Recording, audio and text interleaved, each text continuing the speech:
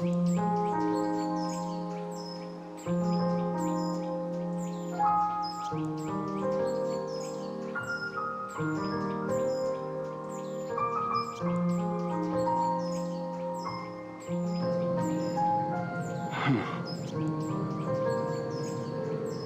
think I've only got 3 more cups. Hold on.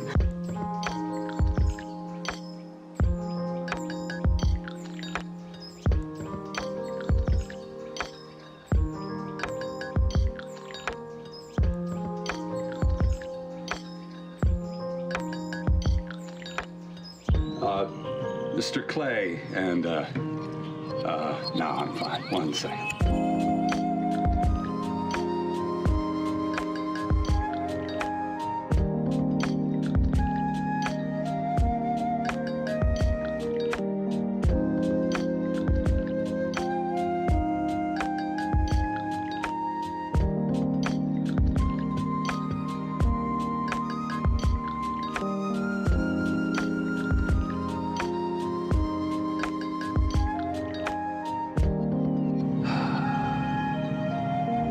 That sounds great.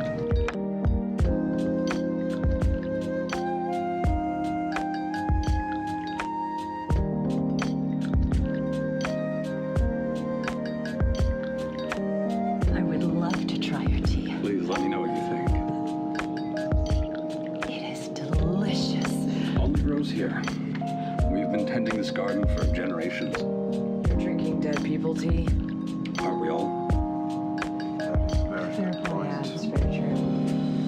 But you're like cultivating dead people for good tea. Aren't we all?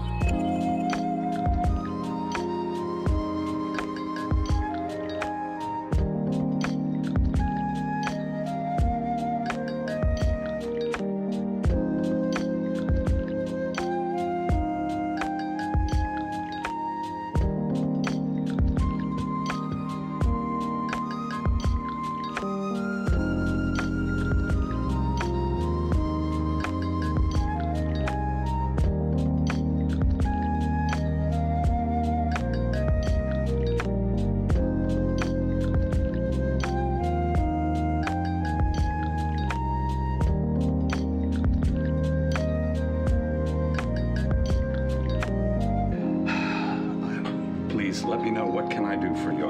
Usually when people come here, it is because of some great tragedy. How may I alleviate your pain? Oh, well, Herr Clay, we come to you with a great tragedy. We recently lost one of our friends. And we Come here usually have. we aren't here to bury him. He's already in the ground. But we've come to avenge him, and we were hoping to find some help.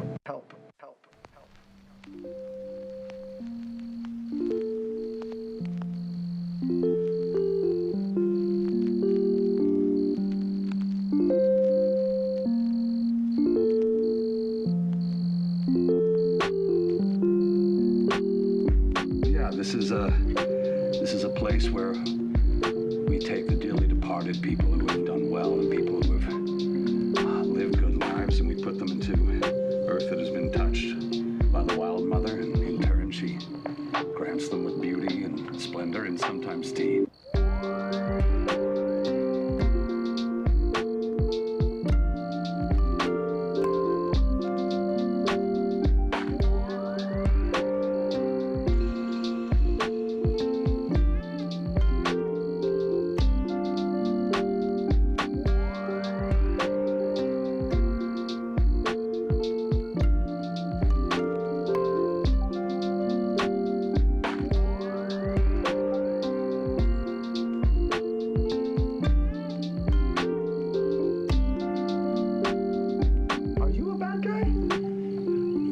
Honestly, I don't think I've really had enough experience to have an opinion on that. I'm a good gardener. What do you grow other than dead tea? I grow lilies, I grow mushrooms, moss. Mushrooms, dead moss.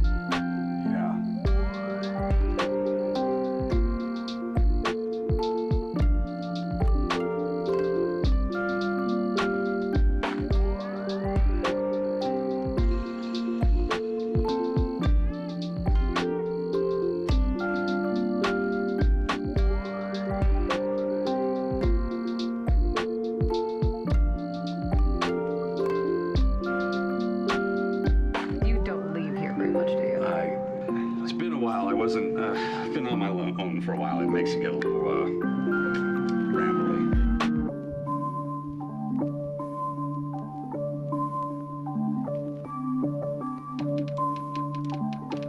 Have you ever been in nature? Yes. Violence is extremely natural.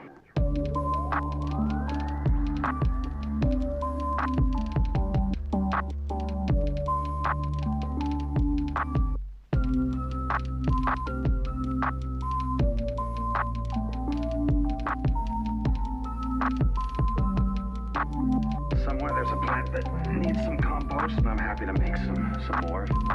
Make people happy.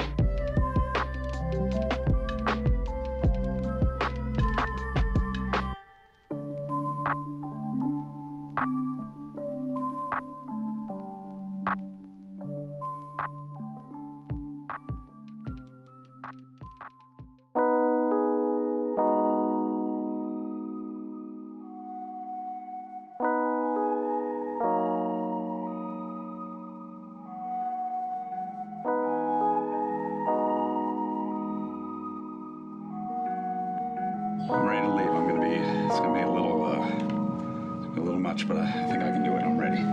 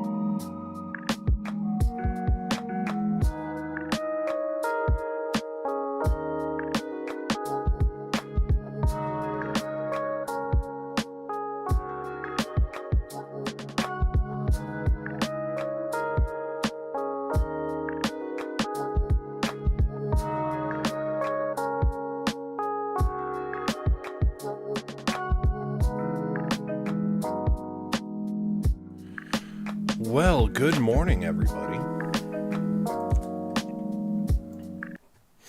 How we doing?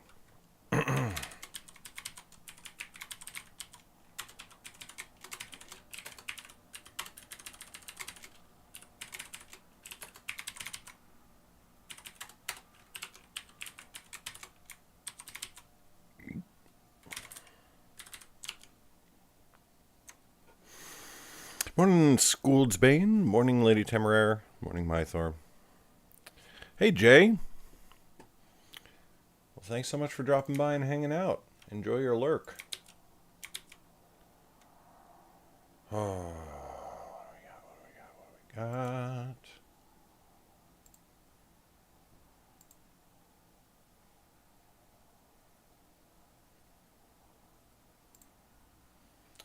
Give of the week.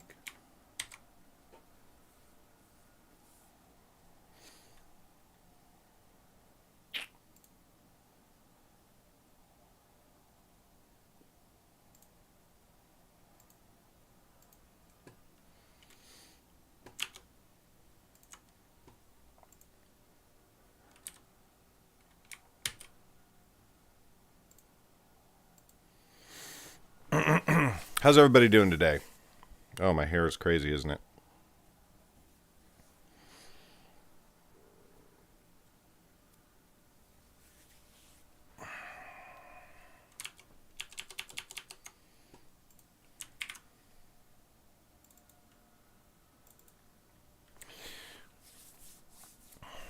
Excellent. It's my Wednesday. So, eh. So I'm shifting focus a little bit, or rather, I'm trying to focus. Previously on Lost. No, previously I was I was recording the Yaren audiobook at the same time that I was working on final edits on the Hellskin audiobook. And one reason I was trying to do that is I was trying to make progress on multiple things so that everything didn't take as long. The obvious side effect that you spot there is that everything feels like it takes longer. That's pretty obvious. I didn't think of it before I started doing it, but then it became pretty obvious once I did. What I have decided to do instead is focus completely on finishing the Hellskin audiobook, because then once that's done, I can not only publish the Hellskin audiobook, but I can also publish the Tales of the Wanderer Volume 1 audiobook, which is pretty great. So that's 2 new audiobooks out there in the world selling. And then I will focus exclusively on finishing the recording of the Yaren audiobook. And that way,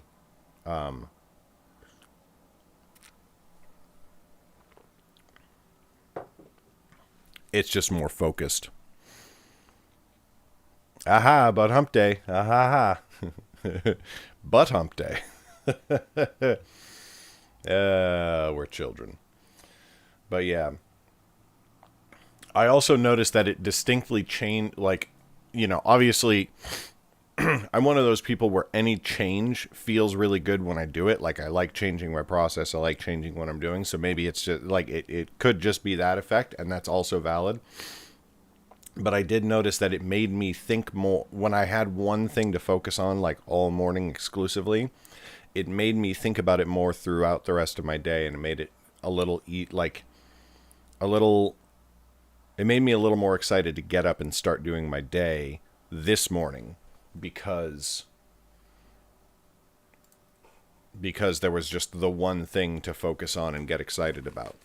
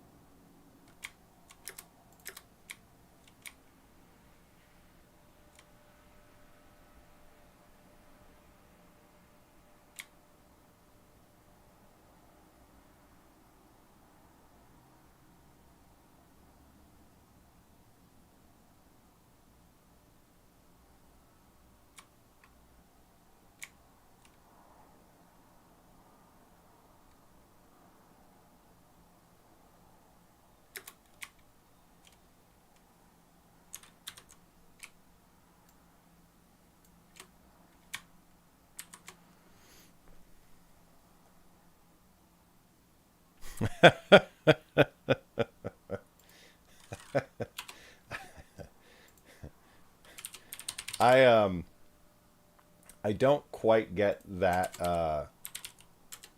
that level of that phenomenon, Lady Temporary, but yeah, I hear you. I'm still pretty can sleep however, wherever, whenever, which I consider myself very fortunate about. But yeah, for me, I'll tell you the thing, which is going to be hashtag not relatable to a lot of people, I'm sure. But I love staying up all night. I love just wrecking my sleep schedule for a few days. I used to do it all the time when I was in my 20s. I know it's not healthy. I understand that. I love it. I love staying up. I love overworking myself for periods, for stretches, not as a chronic lifestyle, but just like I love being able to hyper focus on something and just work on it for like 2 or 3 days straight, only catching like vague snatches of sleep and then sleeping for like an entire day. Can't do that anymore.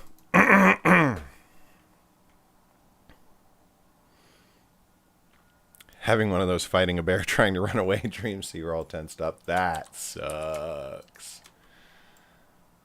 I hate that. That doesn't happen to me very often, but it is the worst.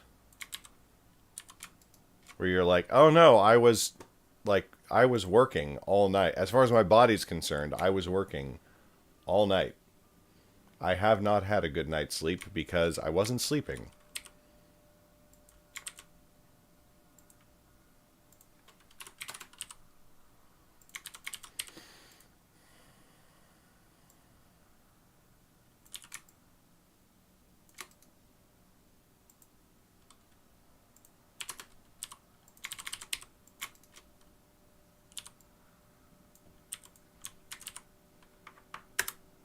Chapter 28. No, that sounds like absolute ass. And so we put the special sound effect cocktail on it. Chapter 28. Oh, and suddenly I sound amazing. Hey, what's up, Vale?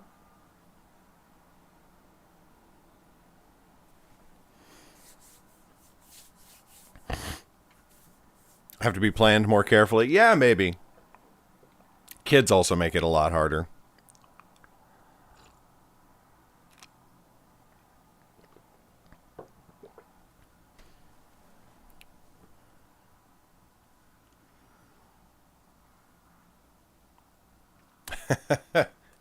Hello, bats. I am one of you now. Teach me the song of our people. Chapter 28. Mag and I led our squadrons in a run to the west. It was tempting to draw the shades back along their own trail, but I was wary of them seeing through our trap. So we stayed near the trail, but swung slightly to the north. If Kuhn followed the shades' course, he would see their army chasing us, and then he would be able to strike. I kept an eye on the gray sky above us, and so I was not surprised to see a raven swooping after us. Kaita would keep us in her sights, I knew, and guide the shades to hunt us down. I grinned. The grin faded from my face as a hail of arrows flew towards us from the south. "Down!" I cried. Our soldiers dropped into the mud, but not quickly enough for 3 of them. One of my archers and 2 of Mag's sword fighters pitched over, arrows embedded deep in their bodies. A shaft struck the ground next to Oku, and he leaped aside with a yelp. One of my archers who fell was the middle torch-bearer. His torch tumbled down the hill we were on, rolling awkwardly side to side as it descended. The flaming pitch burned the sparse dew off the new grass, and some of it caught as the torch kept rolling. I looked up to where the arrows had come from. A party of shade archers had run ahead of the rest of their force. They had stuck to the lowlands and moved faster than we had, and now they had a clear shot at us atop the hill. Mag saw it at the same time. "North!" she cried. "Move north!" We ran up and over the lip of the hill, coming down the other side. But a murmur was on the air, coming towards us from the east. More shades, advancing quickly. "Dark take them," I said. Retreat to the west, said Mag. Hold that order. Mag's gaze snapped to me, and I pointed to the hilltop east of us. We should deliver one volley as they come over the top. It should pin them for a moment at least, and give us more time to flee. Very well, said Mag. Green Squadron, line up behind the archers. Watch for a flank. Sir, barked her squadron. Black Squadron, draw, I cried. Arrows flew to strings and drew back. We held for a long, tense moment as the murmur of voices grew louder on the air. Oku was beside me, bristling and growling. I saw a helmeted head appear over the eastern hill. Loose! A dozen arrows darted through the air, slamming into the first line of shades. That SL click. Through the air, slam.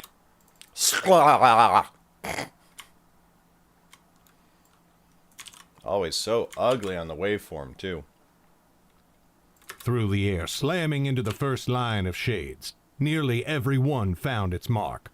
Again, I roared, drawing and firing my arrow. My squadron joined me, and another hail of death fell among our foes. The shades fell back with cries of dismay. In a moment, they were out of sight behind the crest of the hill. Mag and I motioned our soldiers west with sharp hand movements. We did not want to cry a retreat and let the shades know we were fleeing. Silent as shadows, we fled across the mud, looping around the hill on its western side. We have to draw them back closer to the trail, I said to Mag in a low voice. Otherwise, Chausaku will never be able to lead the captain to us. She only shrugged and raised her brows. You are the ranger. Lead on. I am not a ranger, I growled. Squadrons, follow me. Certainly acts like a ranger, though, doesn't he? Said Halan to Jian, who barely restrained a smile. The sun broke the eastern horizon at last, peeking its shining face above the tops of the hills, and its light came just in time to illuminate a party of shades ahead of us. It was the archers who had fired upon us only moments ago. They pulled up short, shock on their faces. They had not expected us to loop around the hills and meet them so soon. I counted no more than a dozen, and they were scant paces away. Mag leaped forwards, silent in her battle trance. Her squadron drew their blades and roared with anger as they rushed the archers. Oku charged beside them, baying with all his might. The shades loosed a ragged volley before trying to turn and flee, but my archers riddled them with arrows. Only 3 managed to get away by splitting up and vanishing into the hills. The rest fell dead, pierced with arrows or hacked apart with swords or Mag's spear. Oku brought one down, jaws clamped around her ankle and then her throat. But Mag lost another soldier in the skirmish, and the Shade's desperate bowfire took 2 of my archers and wounded another. We each had a dozen fighters left, including ourselves. South, I gasped, as I hauled my wounded archer to her feet. She gritted her teeth as she leaned on me and tried to run as best she could. The murmur grew louder to the north. As we drew near to the Shade's trail once more, the murmur became a roar. I risked to look back and saw the Shades emerge over the hills behind us. There were at least 150 of them, and they came charging across the mud at us with bared steel. At their head was the brute woman, and above them swooped Kaita in her raven form. She was drawing closer, and I knew it could not be long before she would take the field in one of her animal forms. Mayhap we can at least kill her before the end, I thought. Keep going, I cried. Run, as long as you can. We have to give the captain time to... Another roar filled the air, hundreds of voices screaming in bloodlust and fury. The Shades ground to a confused halt, even as I turned my gaze to the east. The rising sun fell into my eyes, and I had to shield them with a hand. When I could see again, the sight nearly made me weep. 300 of soldiers swept down from the eastern hills. At the head of the charge were the Red Cloaks, with Kuhn himself holding a sword. Whoa. With Kuhn himself. Oh boy.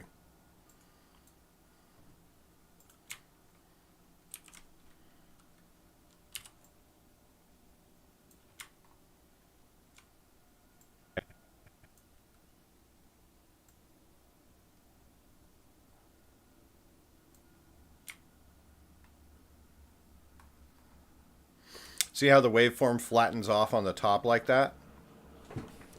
It's because when it was processed in the edit, it clipped through the digital dynamic ceiling.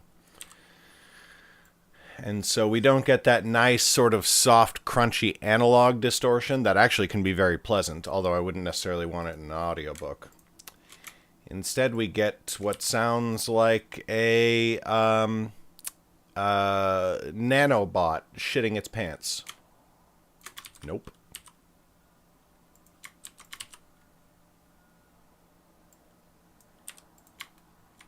The red cloaks, with Coon himself holding a sword high in the air. Their fury shook the ground as they swept down upon the shades. Whereas when we go back to the original audio file, you can hear that analog distortion in the microphone itself as the condenser just sort of like gets impacted a little too hard, but it's soft and it's more gentle. It's more like being hit in the head in a pillow fight, you know. It's there, but it's not entirely unpleasant. What?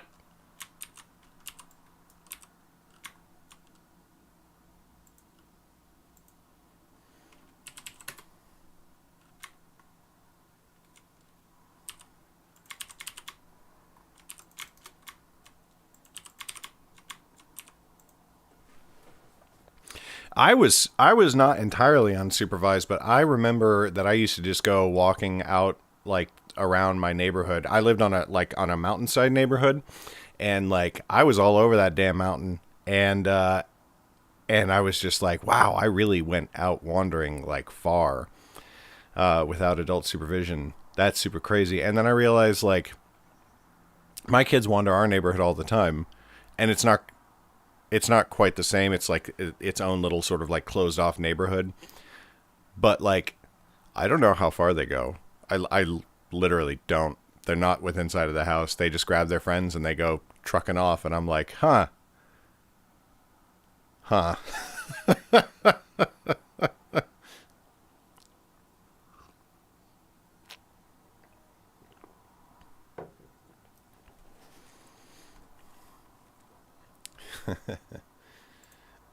Well, my dad was the nerd who introduced me to shit. We never played D&D together. I really actually wish I'd gotten the chance to play D&D with him. But like we did do a bunch of analogous stuff. Like, does anybody remember the old board game? Is it Hero Quest? Is that what it was called? Anybody know what I'm talking about? Yeah, Hero Quest. Like we played that together and shit. And he was the one who was like getting me to read like The Hobbit and Lord of the Rings, and we used to play video games together fucking endlessly. As they swept down upon the shades. Retreat, roared Tagada. Get back to the hills. Retreat to our siblings.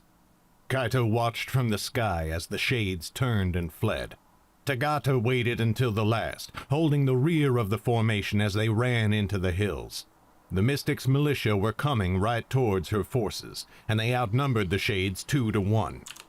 I used to hear all kinds of crazy shit about D&D, because I did start playing it, the first time I started playing D&D, I went to, it wasn't technically, I mean, I guess it was technically a boarding school, because you did board there, but from the ages of like 6 to 8, there was this school in the Mojave Desert near Los Angeles, where you would go live at the school for 10 days and you would come back home for 4.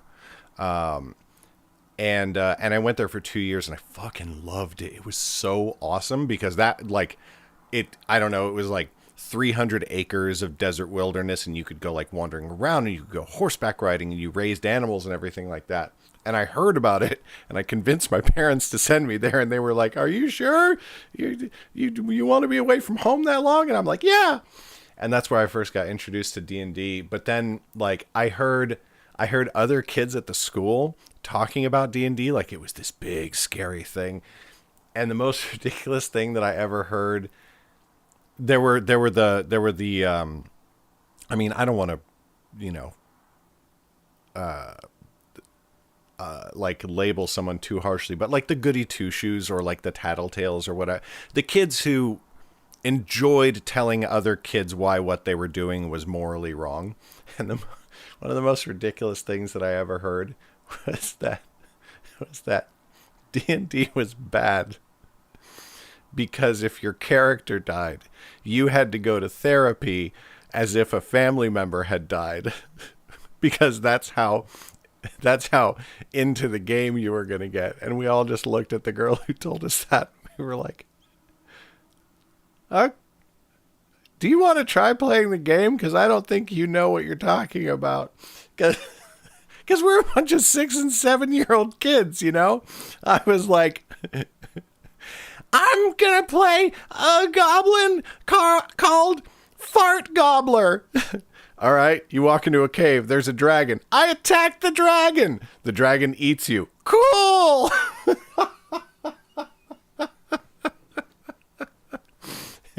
Yeah, exactly, Scoldsbane, along that line. And they outnumbered the Shades 2-1. Kaita cursed in her mind. She had been too focused on Mag and me, and had forgotten to watch out for the rest of our allies. Now the Shades were going to fall. Mayhap even Tagata would fall, and it would all be Kaita's fault. But no, she had to cast such thoughts aside, for they would not help her fix anything. Kaita swooped low, looking for any way the Shades could escape. They made their way north through a narrow gap between 2 hills. Hey, Erica, it's so nice to see you and recognize your username. It was the closest thing to a defensible position that Kaita could see. Tagata formed up squadrons of spears before the opening, to hold it against the Mystics as they attempted an offense. But it would not last long. Soon the Mystics would simply move up the hills and around the sides of the Shade formation. Kaita swung wider, looping in the air and looking for anything to help. There seemed no hope of escape in these cursed hills, and a last stand would serve little purpose. But there had to be a way. Her hunt could not end like this. Tagata's tail could not end like this. She tilted her wings to bank left, and she felt the odd bulge in her chest. Kaita's heart nearly stopped. The Mage Stones. They would give her the strength of Hellskin. Kaita had never seen it, of course, but it was supposed to be terrible. What use would the Mystic's weapons be against her hide? How could their shields withstand her claws? Even if they managed to bring her down, she should at least be able to kill Mag and me before the end. It was not the promise she had made to Rogan, but darkness take that vow. Rogan was the one who had sent her on this pointless march, promising she would have her chance. That was clearly false, whether or not Rogan had meant to lie to her. If she would never have a better opportunity, then she would take what she could. Who cared if she died in the end, if she fulfilled the purpose that had sustained her all these years? But then her eyes fell upon the fiery worm. She recognized it in a flash, though she had not been searching for it. It was a blazing trail of fire down a hill to the northeast of the Shade's position. My fallen archer had dropped a torch, and it had tumbled back and forth as it rolled down the hill. The grass had caught fire, and tongues of flame had licked the turf as though an artist had painted it with a great brush. It looked for all the world like the shape of a flaming worm, stretched out upon the hillside. The Lord had told Tagata that they would see this sign, and that the sign would lead to escape. Was it possible? Kaita swooped lower, feeling lightheaded. The blazing trail ended behind a cluster of gray boulders pressed up against the side of the hill. But there was nothing there, not that Kaita could see. Wait. There. Kaita could not see it until she landed on the boulder. It was a cave entrance, though it could only be seen from among the rocks. Anyone walking by the hill, or even on it, would not see the tunnel until they were nearly inside it. In an instant, she was winging her way back to Tagata. Charge!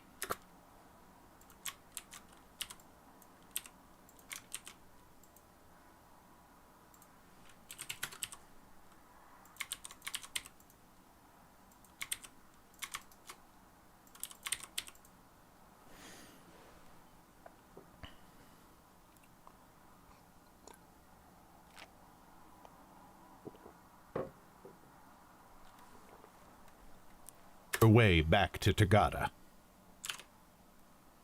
"Charge!" cried Coon. He wore his smile still, but it was fierce, alive with the thrill of battle. He and his mystics pressed towards the gap between the hills. It was their third charge against the Shades, and I knew it would be the last one. "Loose!" I cried.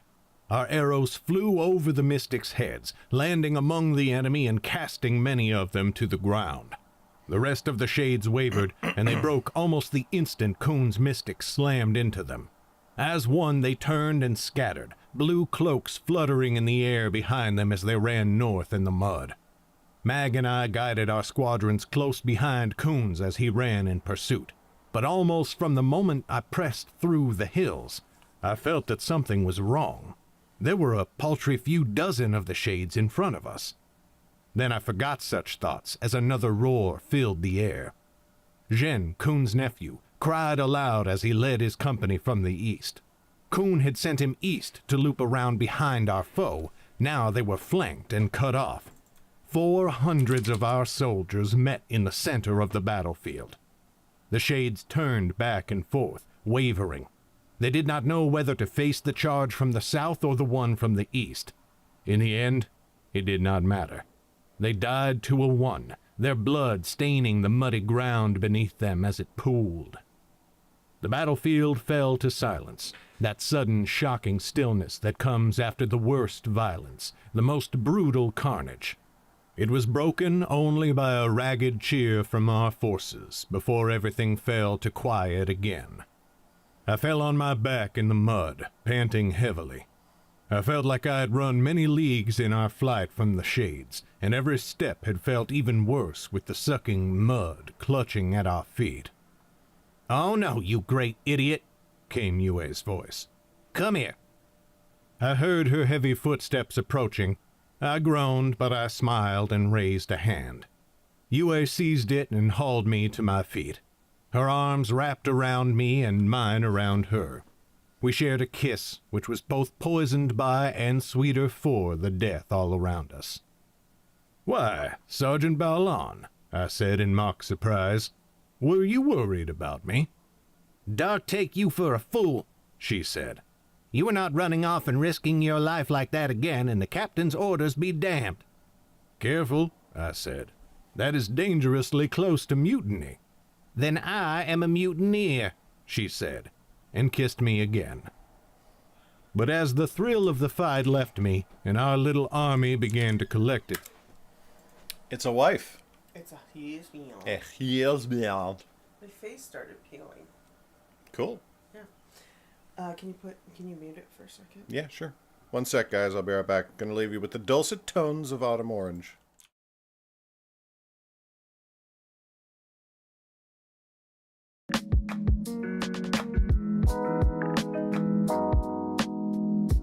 Everything's telling me that I should stick around and see where you're headed. I think that's where I'm supposed to be.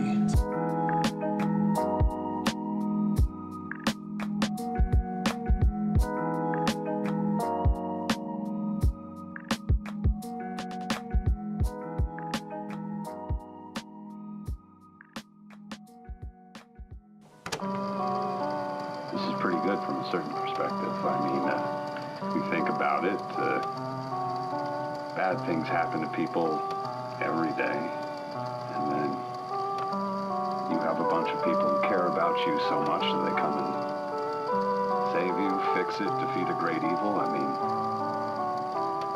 nothing this good ever happens. This is great.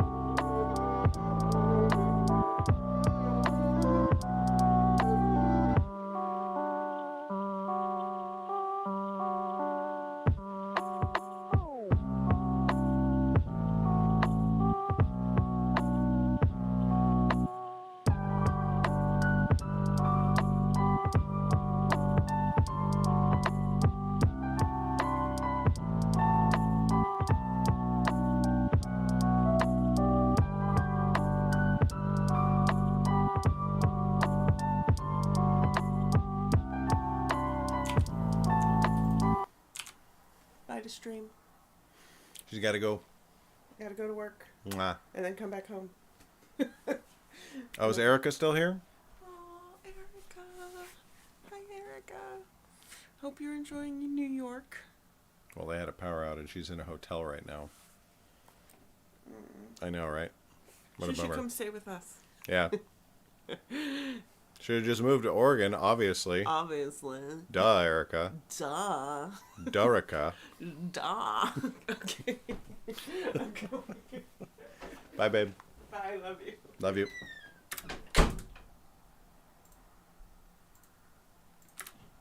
But as the thrill of the fight left me, and our little army began to collect itself and take our toll of the dead, my thoughts grew dour. I remembered what I had noticed when we had first run into this killing field. And it seemed I was not the only one. Where did they go? The battle trance was gone. Mag's voice was quiet, almost fearful. Yue looked over at her. "What was that?" she said. "The shades," said Mag. "We had them surrounded, yet there cannot be more than 2 scores of them here. I see neither the brute nor Kaita. Where did all of them go?" I studied the ground. Tracks led into the field from the south where Kuhn had attacked. There were tracks from the north where the shades had come from the first place. And tracks came in from the east where Zhen had led his company in the final charge. But there were no tracks leading out of the little dell at all. A darkness came over my heart, but I tried to shake it off. This was a victory. I was determined to treat it as such. "We do not know," I said, "but we have time. Time to figure it out and to finish the rest of them. I have not forgotten Kaida." Mag did not look convinced.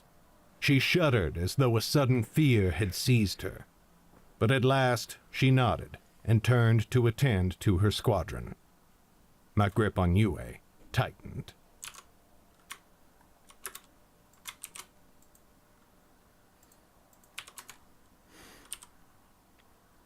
Hey, Bumblebee, welcome.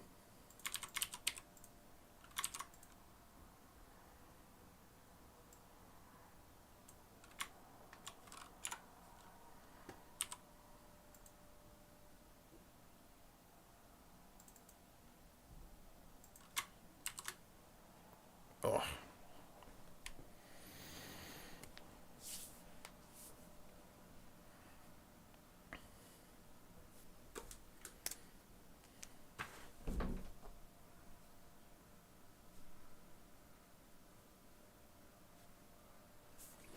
$29.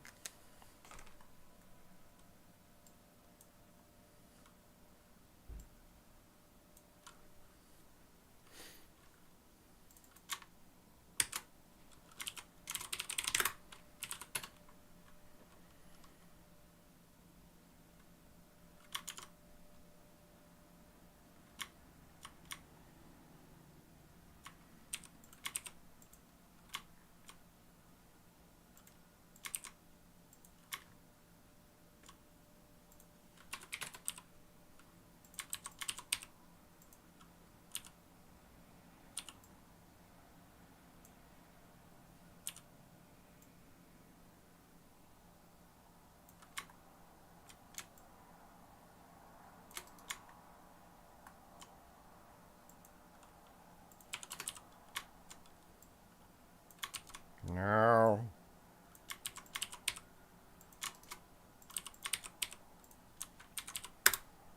Chapter 29.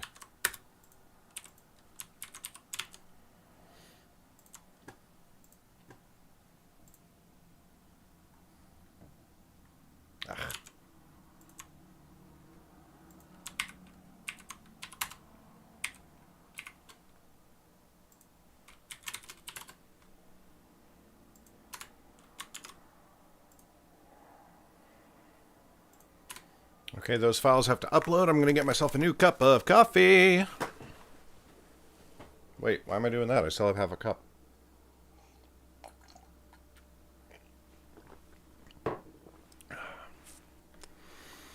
Oh no,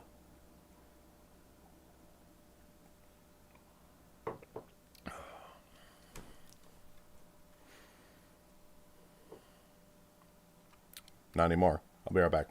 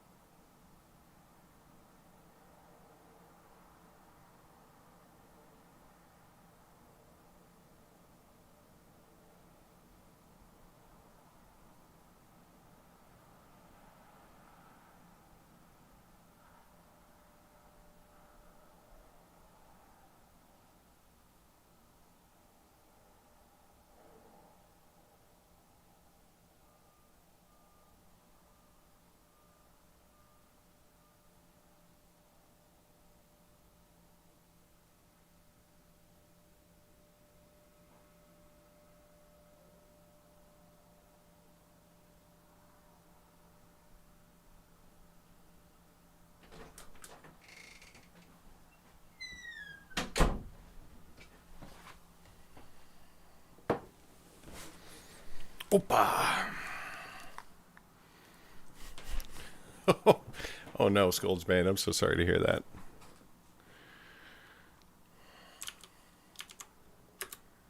Chapter 29. Kaita collapsed against the rock wall of the cavern, her whole body heaving in deep, shaking breaths. All around her, shades seized their chance to rest after their desperate flight. When Tagata learned of the tunnel, she had asked for volunteers to serve as a rear guard while the rest escaped. So many had volunteered that Tagata had been forced to choose 30 of them. The heartbreak it caused her was still plain on her face. Kaita had guided them all to the tunnel entrance, and they had pushed their way in as quickly as they could. They had vanished beneath the ground mere moments before Zhen's flanking company would have seen them. Filled with battle fury, Zhen missed spotting the Shade's tracks leading to the tunnel.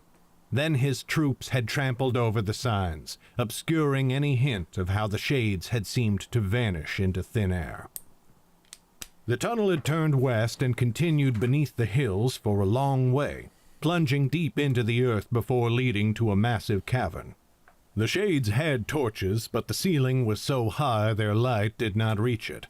Stalagmites thrust up from the ground everywhere, like a vampire's twisted, pitted fangs. But the space was drier than the soaking outside, and hidden, and surprisingly warm compared to early spring's chill. Just over 100 Shades remained, less than half of those who had started the march, and there were nearly 400 of their foes outside, searching for them and ready to cut them down. Kaita looked over to where Tagata stood. The Shadeborn seemed indefatigable.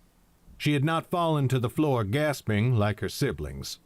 She stood solid in their midst, head bowed in mourning. Kaita knew her well. Tagata would blame herself for every soldier who had fallen on this long trek. The Lord had foretold the outcome, and he held her blameless for it, but that did not matter to her. Slowly, Kaita forced herself to her feet and went to the Shadeborn's side, placing a hand on her arm, which burned like an oven.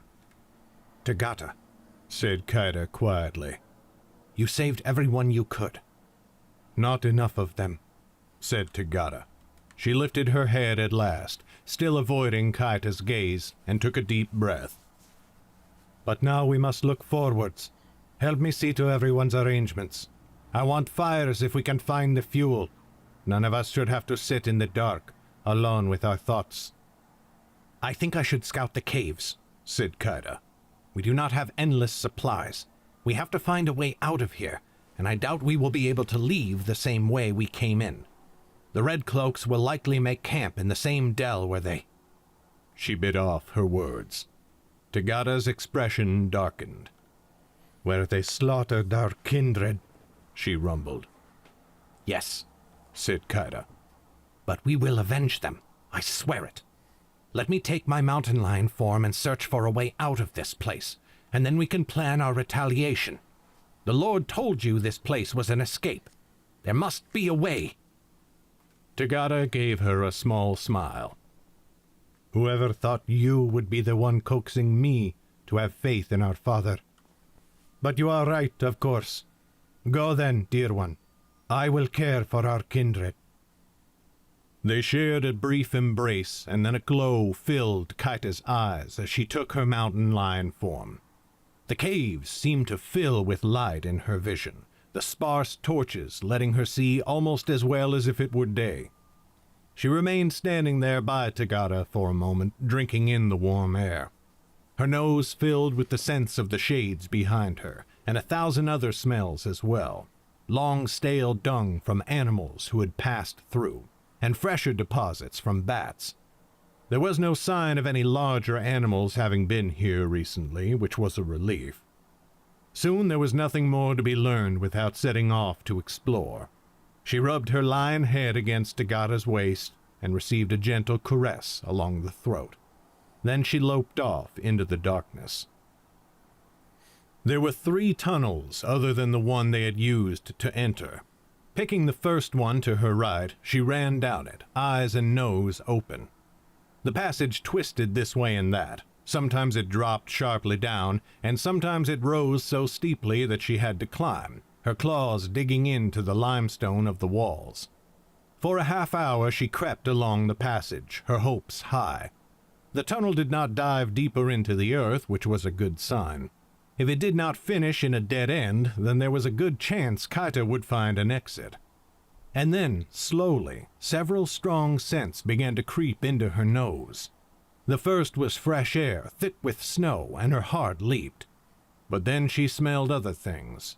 Wood, but with an acrid and bitter undertone. That would be the Pycnandra trees. And she smelled people, a great many of them, and their horses and wagons and goods of all sorts. It was Kuhn's force.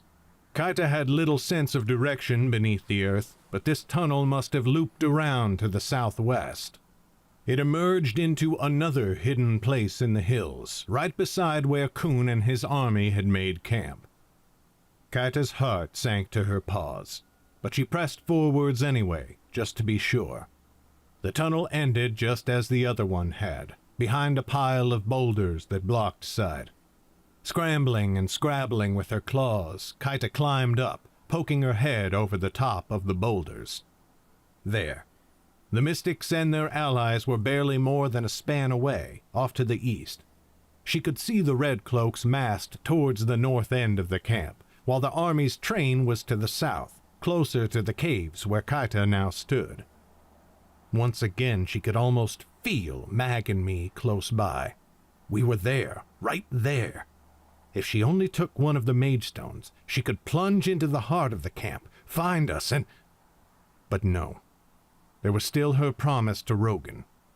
Kaita growled, and the sound rumbled thick in her chest. This tunnel was useless for escape unless the Mystics eventually left, in which case the Shades could more easily leave through the same passage they had first found. Discouraged, she trotted the long path back to the large central cavern. By the time she reached them, they had set up their camp, tents all in neat rows as they had done above ground. Kaita came trotting up to Tagada and resumed her human form. "That tunnel is no use," she said, pointing south. "It leads straight to our enemies, like the first.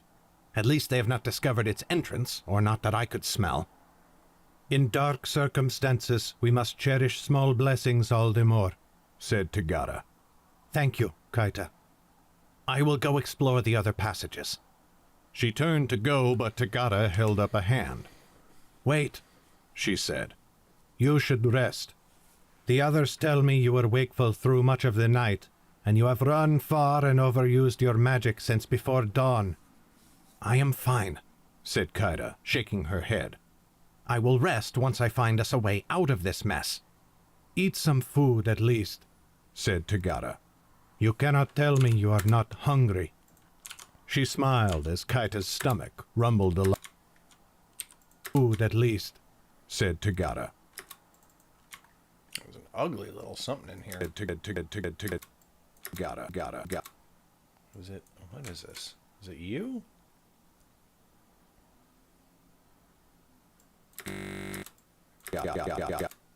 You.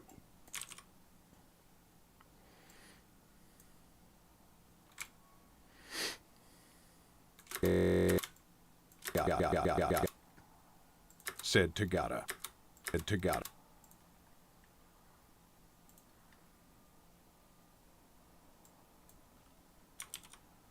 Nope.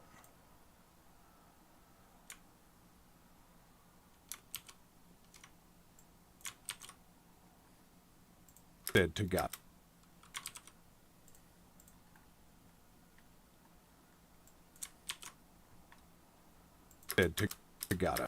Said Tagada. There might still be a little more in there, but I think that's most of it. Is it you? Yeah, a little bit over here, maybe. Said Tagada. That'll have to do. Said Tagada. You cannot tell me you are not hungry.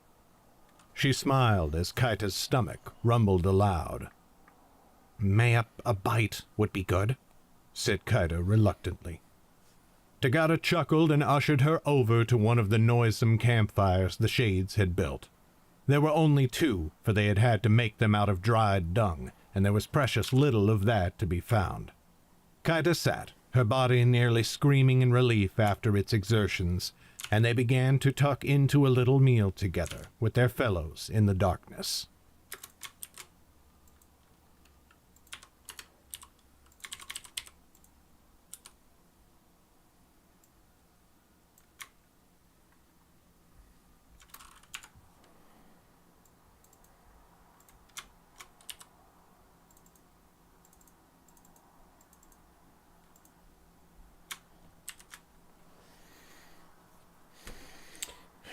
Chapter 29.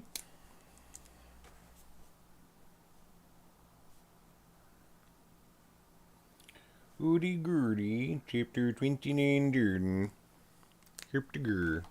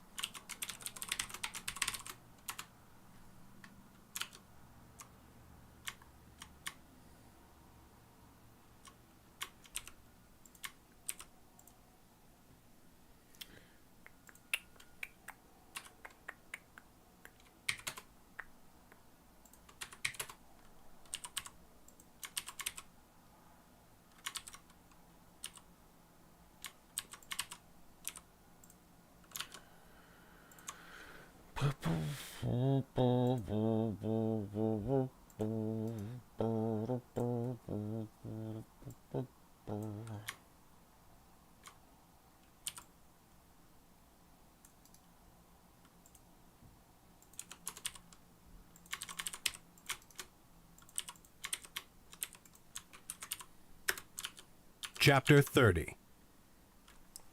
Back on the surface, Mag and I had reconvened with Dryleaf and Yue in the wake of the fighting. Kuhn ordered our camp moved from the green frost into the hills. The move took somewhat longer than it should have, since we were all weary with the day's battle. But Kuhn felt it necessary.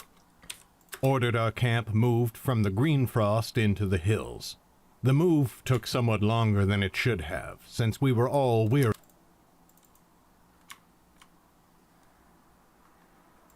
We were all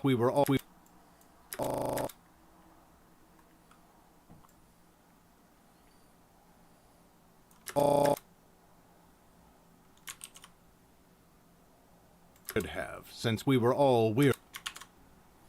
Nailed it. Since we were all weary with the day's battle. But Kuhn felt it necessary to consolidate our presence in the hills, at least until we determined where the shades had disappeared to.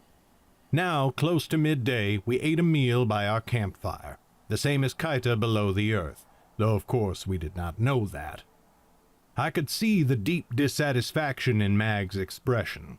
Her mind lingered on the shades. It was a beautiful day around us, sunlight filtering through the gray clouds to shine from the snowy hills.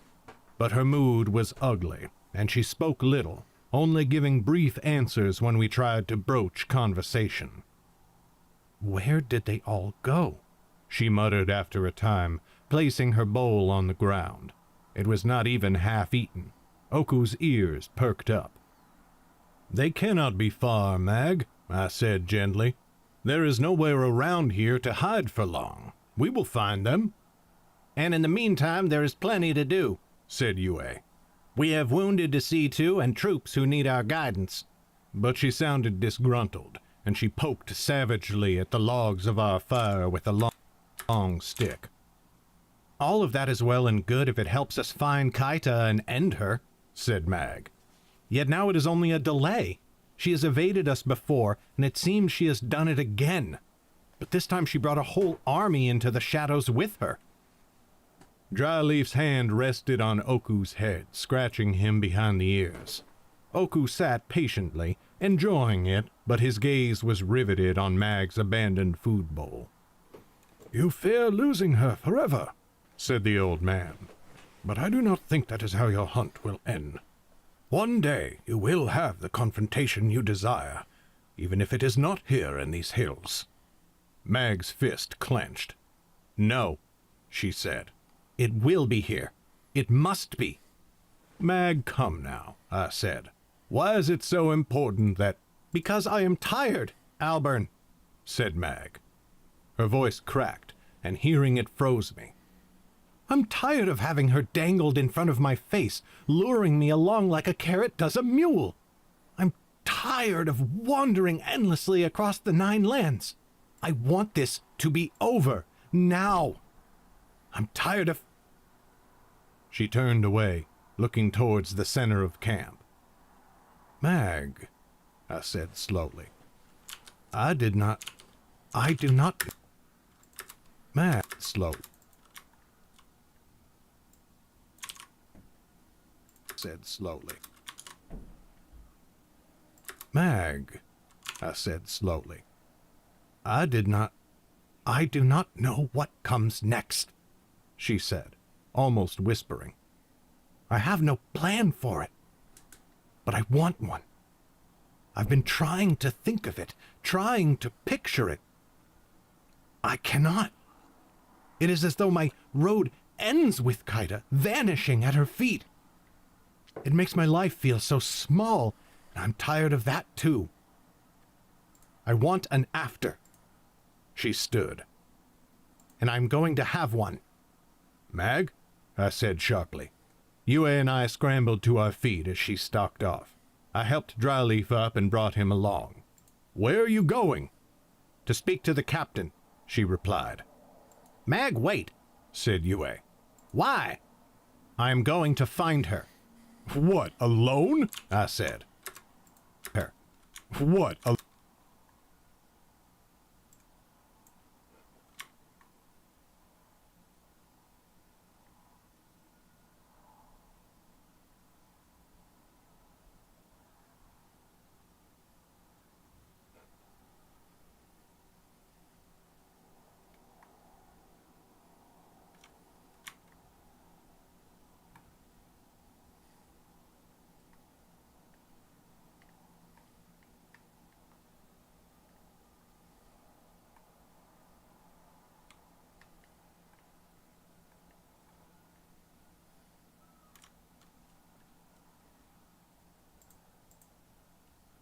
What?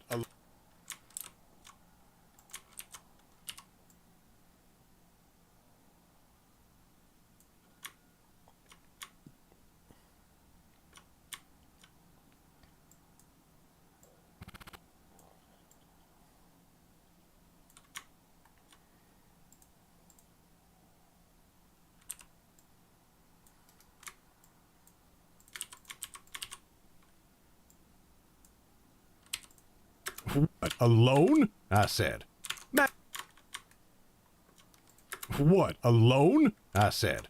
Mag, you are not going anywhere without us, or me at least. I gave Yue a furtive glance. Us? She said, frowning at me. She has the right of it. It would be better than sitting here on our rears. That is the spirit, said Mag, still walking at a breakneck pace. Mag, said Dryleaf.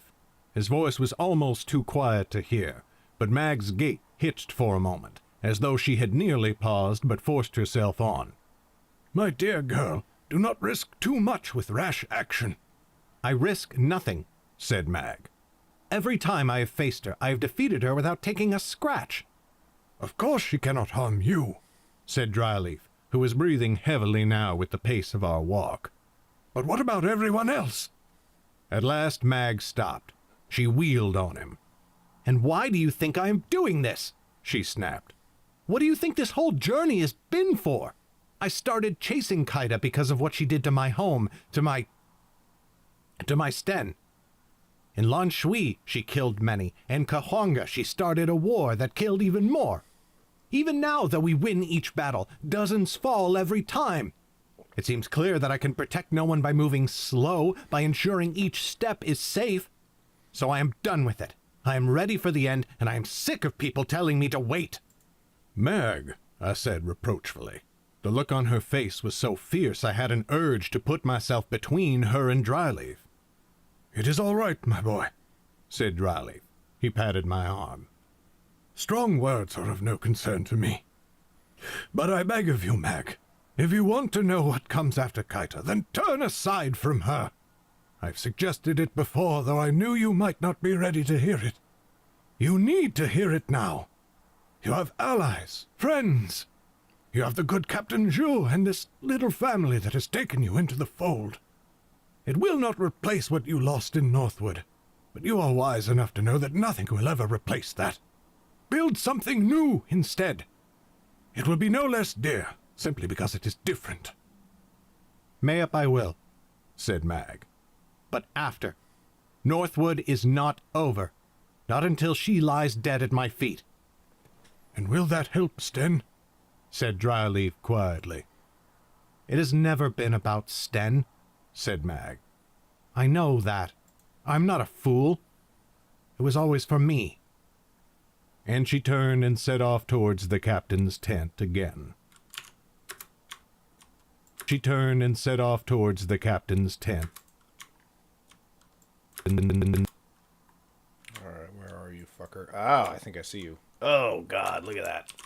Yeah, fuck you.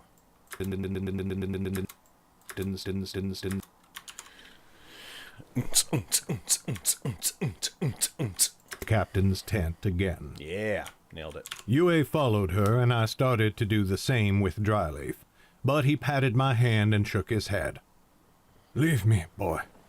I will be of no help, and I may only anger her until she says something foolish to Kun.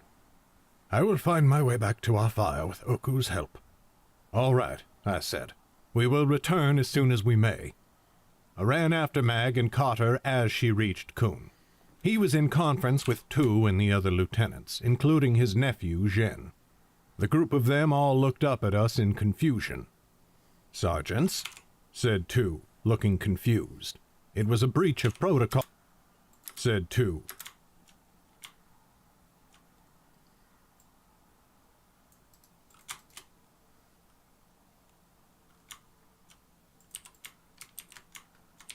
Said Tu. It was a breach of protocol to approach him while he was in conference with the captain. Lieutenant Shi, said Mag. Then she turned from him to Kun. Captain Zhu, I request permission to investigate the Shade's disappearance, along with Sergeants Telfer and Baolan. Sergeant, said two, speaking sharply now. That is something to discuss with me first, and with the captain only if I approve. Apologies, sir, she said, nodding to him. But time is of the essence. Hours have passed since we saw them. Wherever they are now, we can be certain they are moving farther away. If we do not find the trail, we may lose them. Coon had looked at her all the while with a surprised smile on his face. Now he cocked his head. We are well aware of the situation, Sergeant, he said. Your offer is appreciated, but unnecessary. Lieutenant Jules will lead the search for the Shades Trail. You should use Albern's talents as well, sir, said Mag. Sergeant, said two, return to your unit and... That is all right, Lieutenant, said Coon, raising a hand. As two subsided, Coon looked upon Mag again. You have some personal stake in this, Sergeant, and you know how I value honesty. Tell me why this means so much to you. A were-mage marches with the Shades, said Mag at once. She killed my husband. Mag, I said, more in shock than dismay. It was no business of mine what she did with the truth, but she had withheld it on our road so far. She and her fellows invaded Northwood, Mag went on. She murdered him in front of my eyes. I have been hunting her ever since. Truth be told, Captain, I joined you in hopes that you would come into conflict with her, and now you have. She is almost within my grasp, yet I can feel her slipping away. Coon never took his eyes from her. His lips twitched, and I could see heavy thoughts behind his eyes. Then, at last, he spoke. Killing the were-maids will accomplish little in the war for Underrealm, he said. She is an asset of the enemy, yes, and a powerful one, but only one. Meanwhile, you, Sergeant Telfer, and Sergeant Baulon are three highly trained and invaluable officers in our war effort. Risking the three of you to locate the enemy is unacceptable.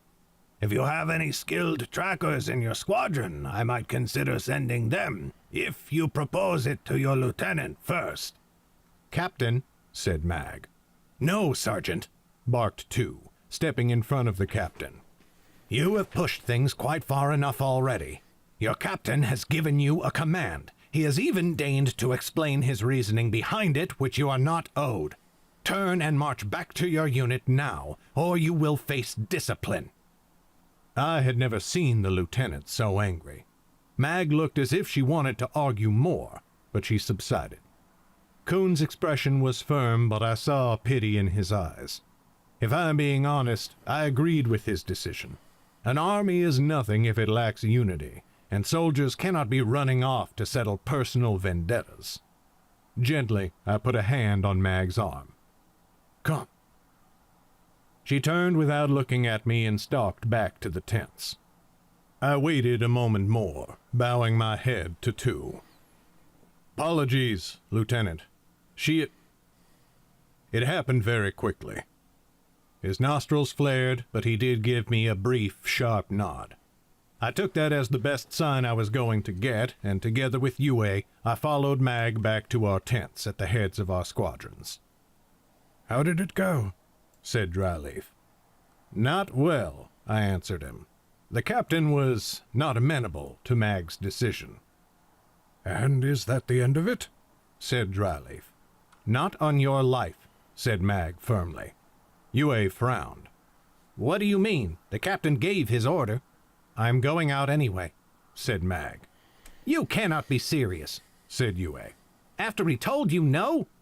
Mag looked at me. Albern, what do you say? I hesitated. I'm not sure, Mag. We asked the captain. Why do that if you meant to disobey? Because I thought he would say yes, of course, said Mag.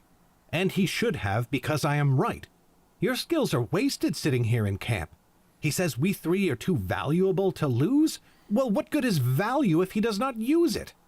Yet if he sends us out alone and we do not return, countered Yue, then we are worth nothing in the next fight. I understand your frustration, Mag, but I understand the captain as well, and you must do the same. He is our superior officer. We are soldiers. I left the mercenary life for a reason, said Mag. She turned from Yue to me. I want to go after her, Alban, and I need you to come with me. Slowly I shook my head. Rarely have I felt more torn. Mag, Khun said, and since when do we care what others tell us? Said Mag. She nodded at Yue. Yue tried to tell us what to do in Lan Shui. We disobeyed, and we saved the town. This is not Lan Shui, said Yue. Mag shrugged. Yue, you are an honorable woman and a dark-damned good fighter, but if you had had your way, Lan Shui would now be empty of everything but vampires and corpses. I do not mean that as an insult. You did what you thought was right, but we had knowledge you did not. That is exactly what we face now. We know better than the captain, not through any fault of his own, other than not enough trust in us. He does not trust you enough, and so you mean to betray his trust even further? Said Yue. How do you think that will help anything? Mag, however, kept her gaze on me. If you worry about us shirking our duty, we do not have to. We are mercenaries. Let us resign. We agreed to see this campaign through, I said. All right, I gotta run the kids to the bus.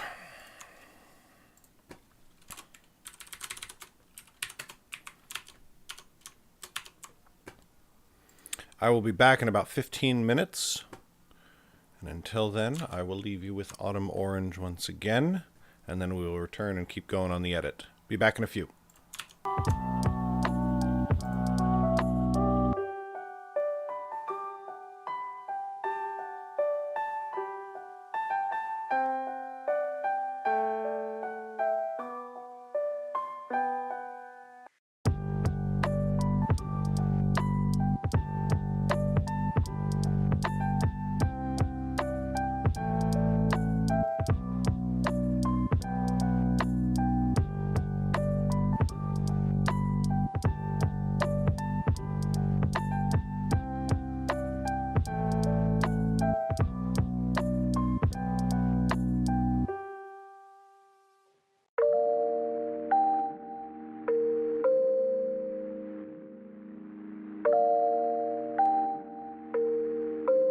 Really? I mean, people aren't good. That's not how this works. I mean, things that you do are good or bad, but people are just people.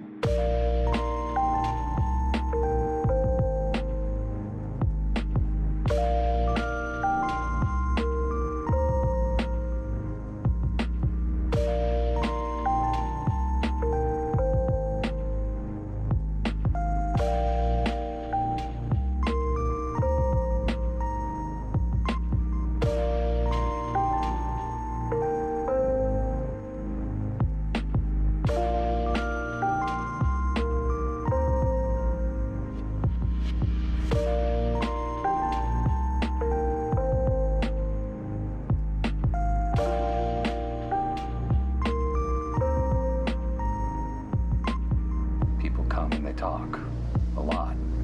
When they're grieving. Yeah, and you listen a lot. I don't know much, but I know people, and I know things that aren't people. There's a lot more, apparently, and, You seem to pick up on the stuff that's not said? I mean, you have to.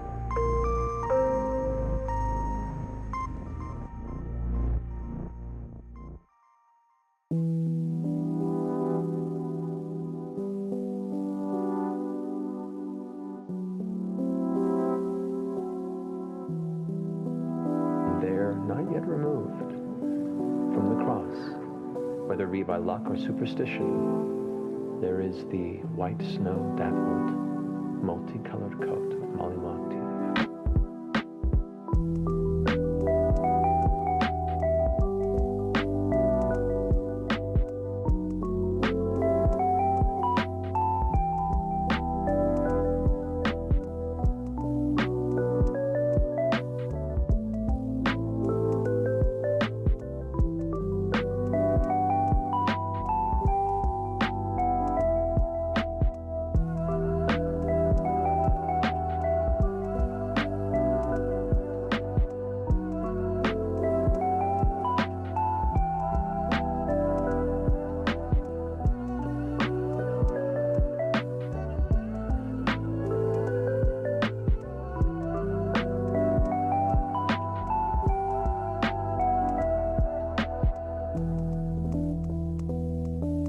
Hey, hi.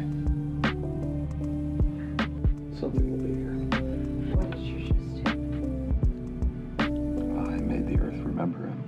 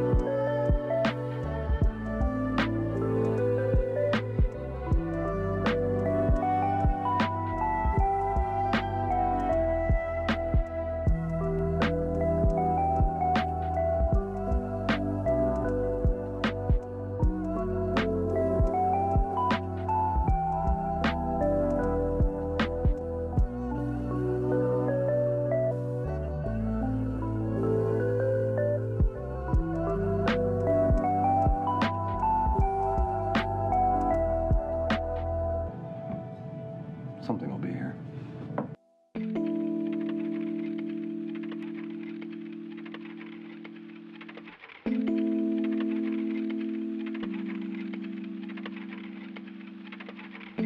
Well, it's more than a thank you.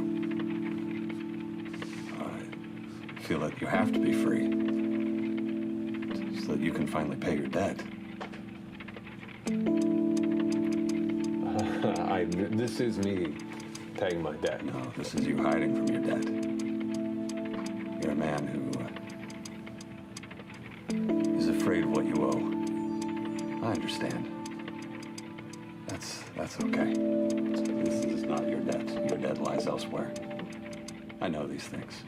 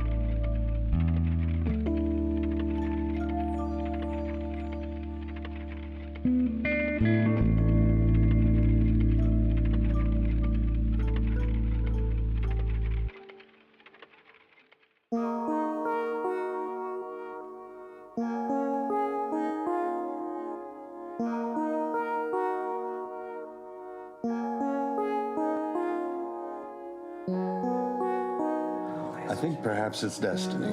Do you believe in destiny? No. But But you dream about islands and you go to them.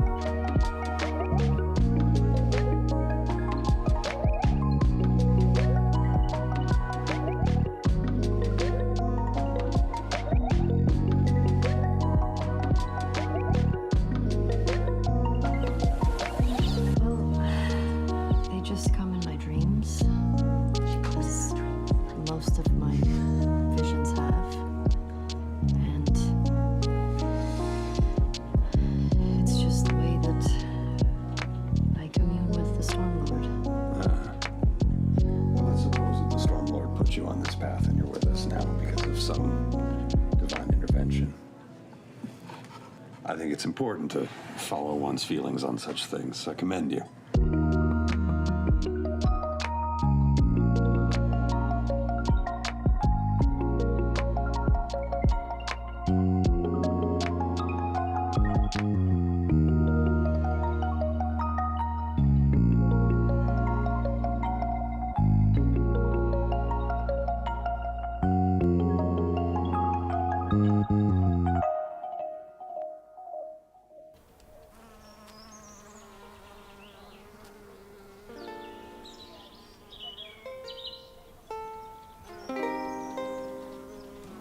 So maybe some supplies? Something to buff us up a bit? Some bees. Some bees? Yep. I think some bees would suit you. I just really want to see them. We can talk to them. I really want to talk to them. I've talked to many bees in my time. Really? Yeah. You can teach me the language? I mean, you just, hey bees.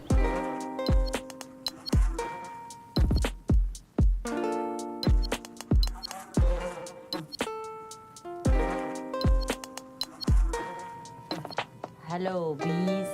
Please come over here and let me say hello.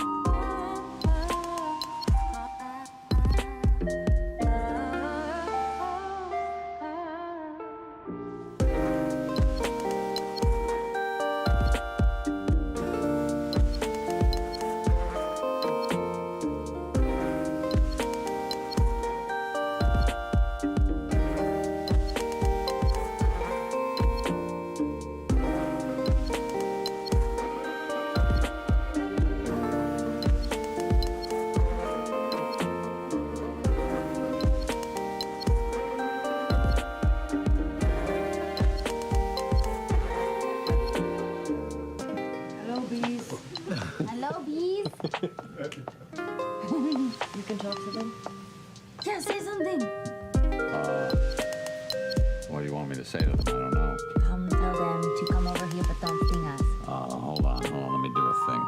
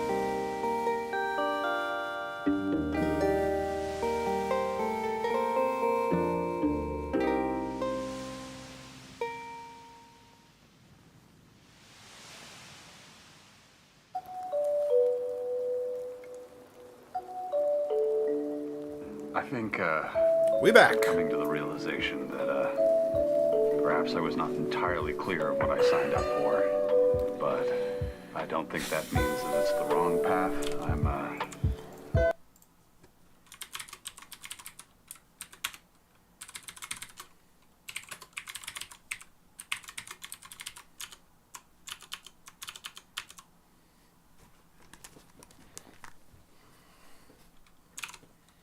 We agreed to see this campaign through, I said. Kuhn would brand us as deserters and outlaws. He would have no choice.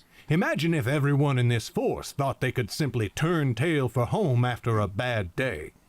If we wish to leave when we return to Taitu or reach another city for resupply, that is one thing. But we cannot abandon our contract out here in the wilderness when another battle could be just around the corner. I do not mind admitting that Mag was frightening me. I knew she was angry. I could feel the fury emanating from her. But she did not yell, nor did she even scowl. It was as though she restrained her rage just beneath the surface. It gave me the uncomfortable feeling of facing her battle trance, but from the sharp end of her spear. "Very well," said Mag. "If we cannot break contract, I'm afraid we must disobey orders. I mean to seek the Shade's trail the moment the sun is down, which should be early." "We cannot, Mag," said Yue. "Albern, tell her we cannot." I struggled for words, searching for some way to make Mag see the foolishness of her actions. Still she held me in her gaze, and the look in her eyes was so intense that I felt incapable of gainsaying her. Yue stepped between us, breaking my eye contact. "Albern, you are a great fool, but not this great of a fool," she said softly. "Do the smart thing. Stay here with me tonight.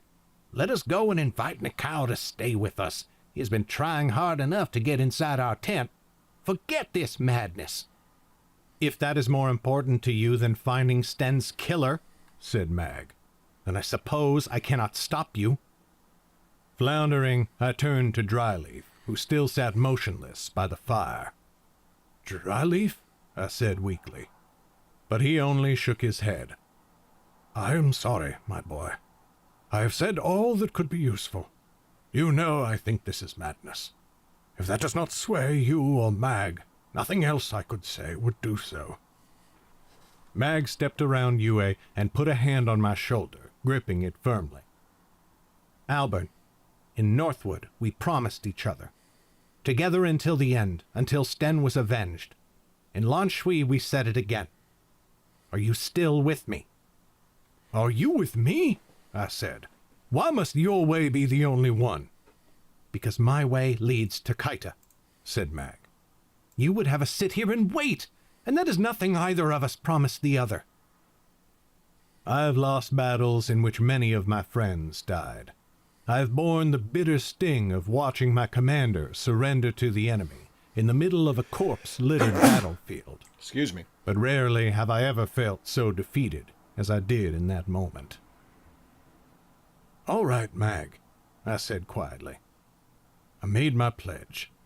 If you are going, and if I cannot say anything to sway you, then yes, I'm by your side. Until the end of the road." A beautiful smile splashed over her face as if it had been thrown there. She released a sigh, and I realized how afraid she had been that I would refuse her. But that was never a possibility, really. She turned to Yue. "Well," she said, "we are going."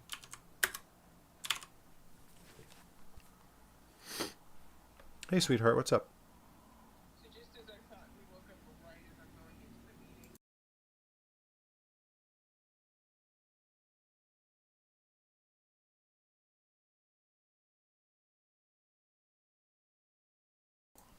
I gotta go real quick, stream. Be right back.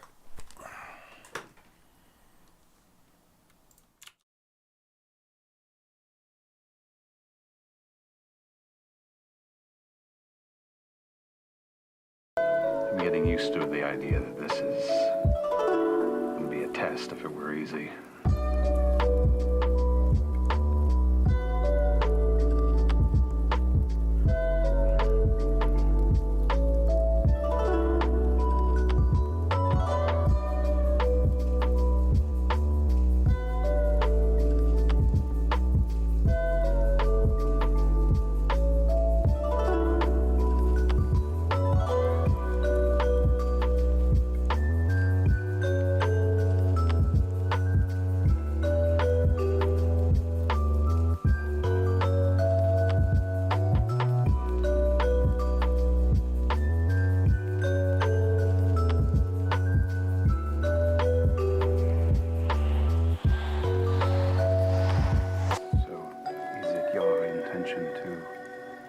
Continue on with us.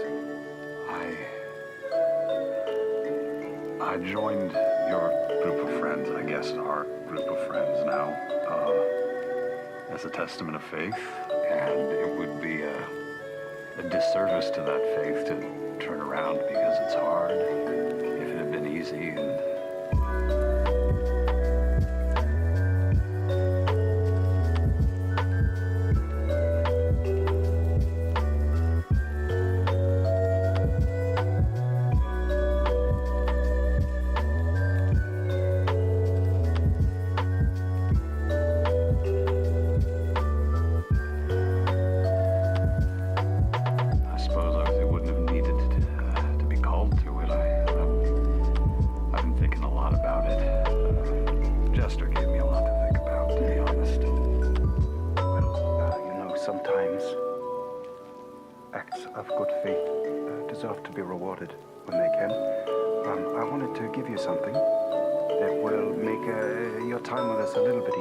suppose. Mr. Caleb, do you believe in fate? I would like to think not.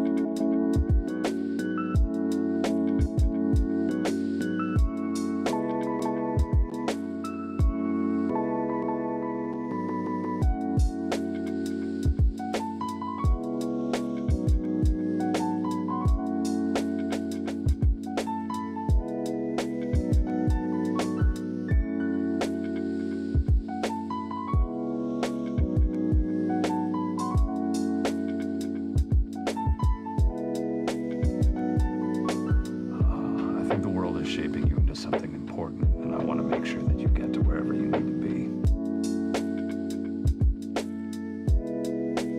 That's a pretty big matzo ball.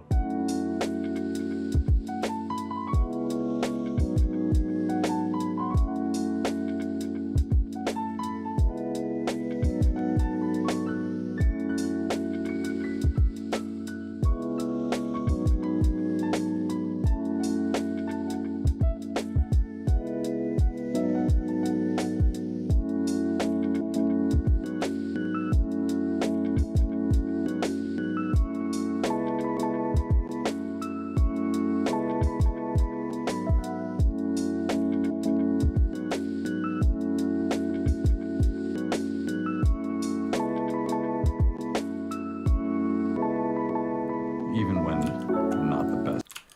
Okay, try this again. Our youngest has some food poisoning or something like that. No fever or anything else, but he's a little bit nauseous and has had a rough night.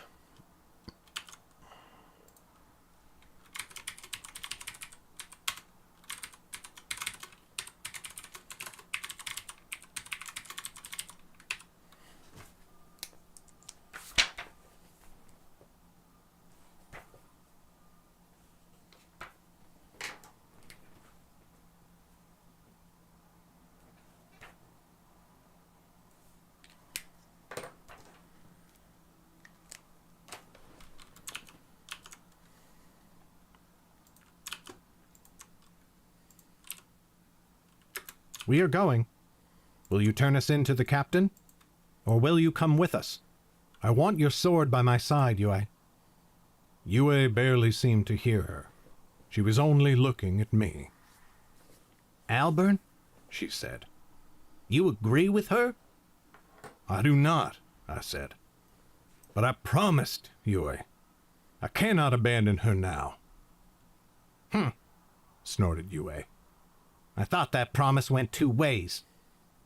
She turned back to Mag. Very well. If I am outvoted, I suppose I will come too. I'm no faithless friend. But we had best be quick about it, and quiet. We will, said Mag. Then our course is set. Tonight, the moment the sun has gone down. The moons are full, and their light should be good for wandering. All right, I said, but we should leave Oku. If we want to be as quiet as possible, it would be best to have just the 3 of us. A good idea. Mag knelt and took Oku behind the ears, scratching him fondly. It was an uncommon display of affection from her, as though she was in high spirits, but I could not shake some persistent feeling that it was an ill omen. Kip, boy, she said. Stay here with Dryleaf until we come back. His wide, watery eyes looked into hers, and he cocked his head. When she stood, he went to the bard and lay down by his feet, but he kept his head raised, and he did not stop looking at her. A low whine issued from his throat, and it grew louder when we started to walk away. As we went to ready ourselves for the night, I glanced back once. Dryleaf's blind eyes had closed, and his head bent low, pushing his long beard into his chest.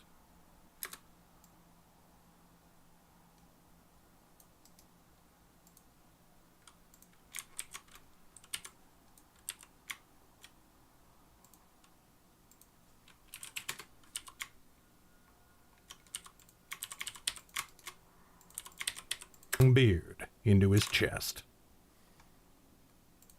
That evening, Kuhn sat inside his tent at one of his small desks. A letter was in his hand, a report to the Mystic Chancellor of northeastern Dorsey, relating the army's activities in the region so far. But his hand had long ago stilled at the quill, and his eyes stared at nothing. He wore his usual smile, but it was absent-minded. He was thinking of Mag and me, of course, and Mag's earnest plea to go and find the weremage. So she lost her husband, he thought. That made sense to him. It brought many other strange things about her and me into a new clarity. He thought of his sister, dear sweet Min. He had cared about her more than anything else in the world. He still saw her beautiful dark eyes whenever he looked at his nephew, Zhen. What would he have done had she died from a blade instead of the wasting sickness that took her? Would he have lived his life the same way? Would he still wear the red cloak now? He turned to the door of his tent and called out, "Bring me Lieutenant Shi." The decision made, his quill sped across the letter again. By the time Tu arrived to speak with him, Kuhn had finished. He sealed the letter and handed it to the same messenger who stepped into the tent to present Tu. "Lieutenant Shi," said Kuhn brightly. "Please, sit." "Captain," said Tu, taking the seat opposite. "Thank you." "Of course. We all spent enough time on our feet today." Kuhn's smile widened.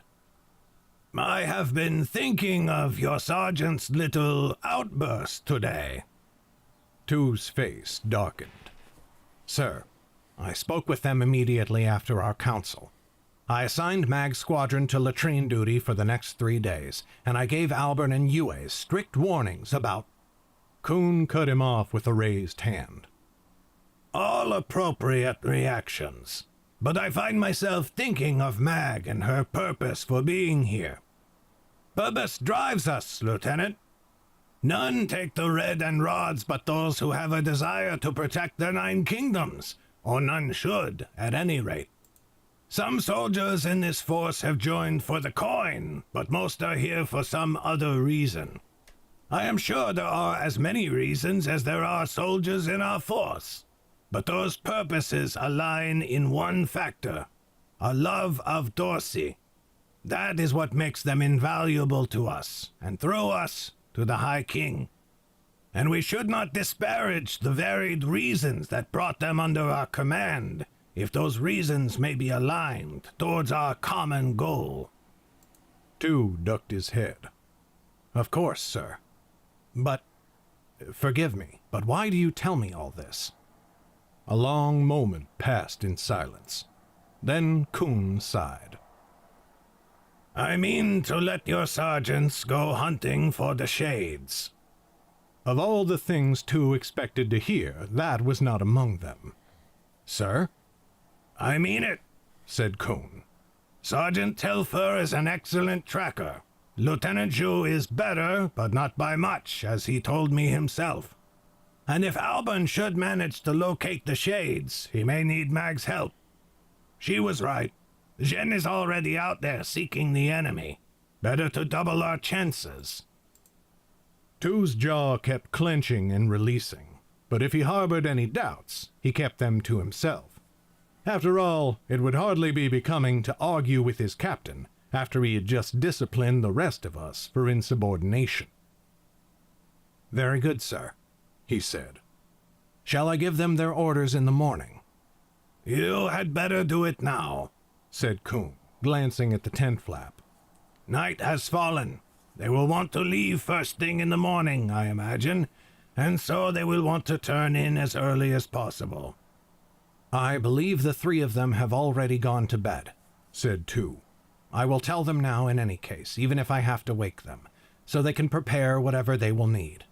Thank you, sir. He stood from the table, saluted, and left.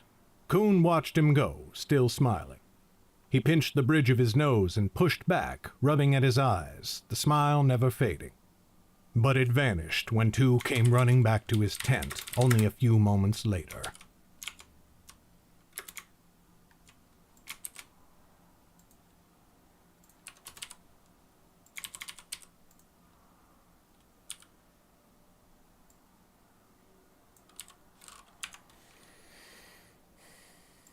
Chapter 30 done. That's a chunky boy.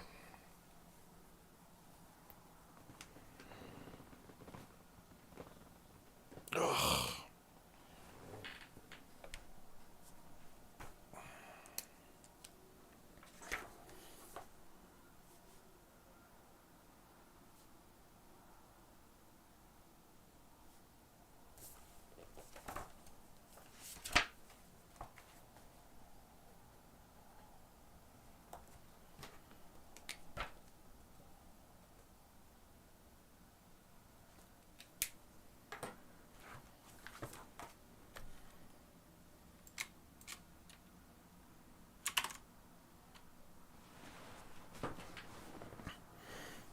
I will try, Vale.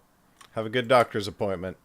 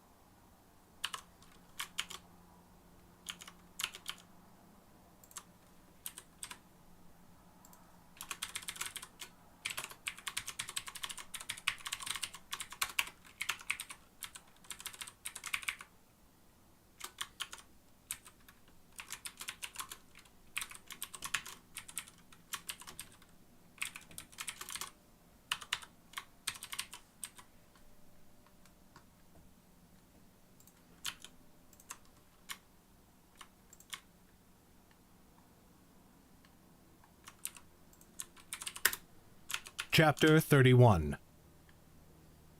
"Ah," said Son. "You mean he caught you?"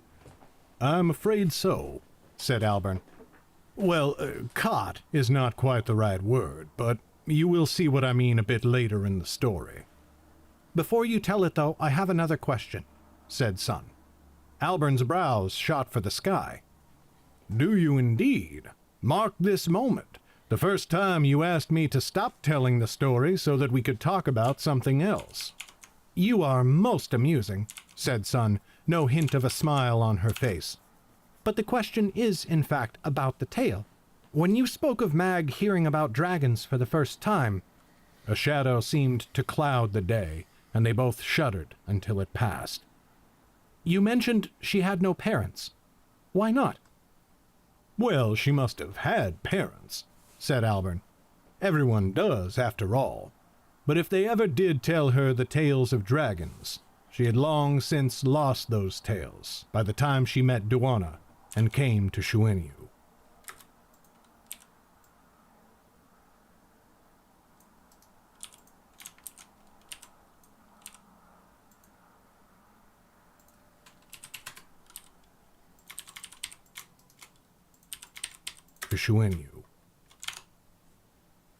Now, I told you that Duana was a veteran of the Dorshan King's wars.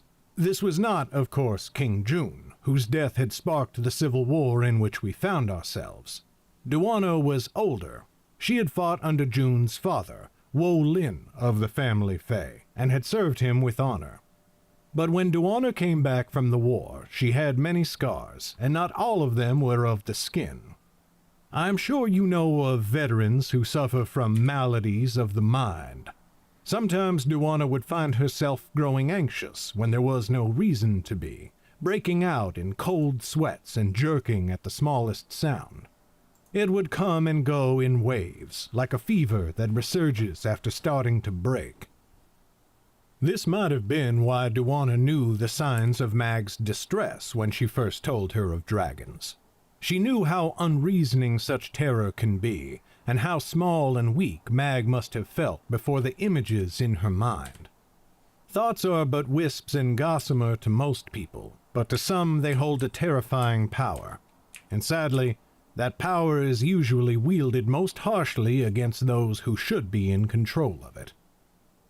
The townsfolk in Shueniu understood this, as do most in the Nine Kingdoms. They would leave Duana alone if that was what she required, or stay with her and hold her hand through her tremors if she asked them to.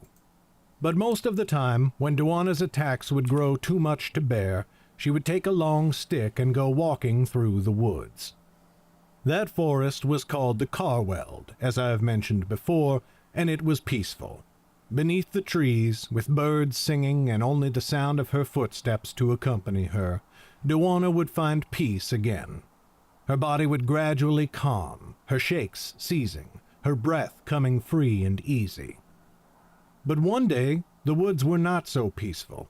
One day, just as Duana had overcome her fear, she heard something moving in the underbrush nearby. Duana's pulse raced again, but this time it was under control.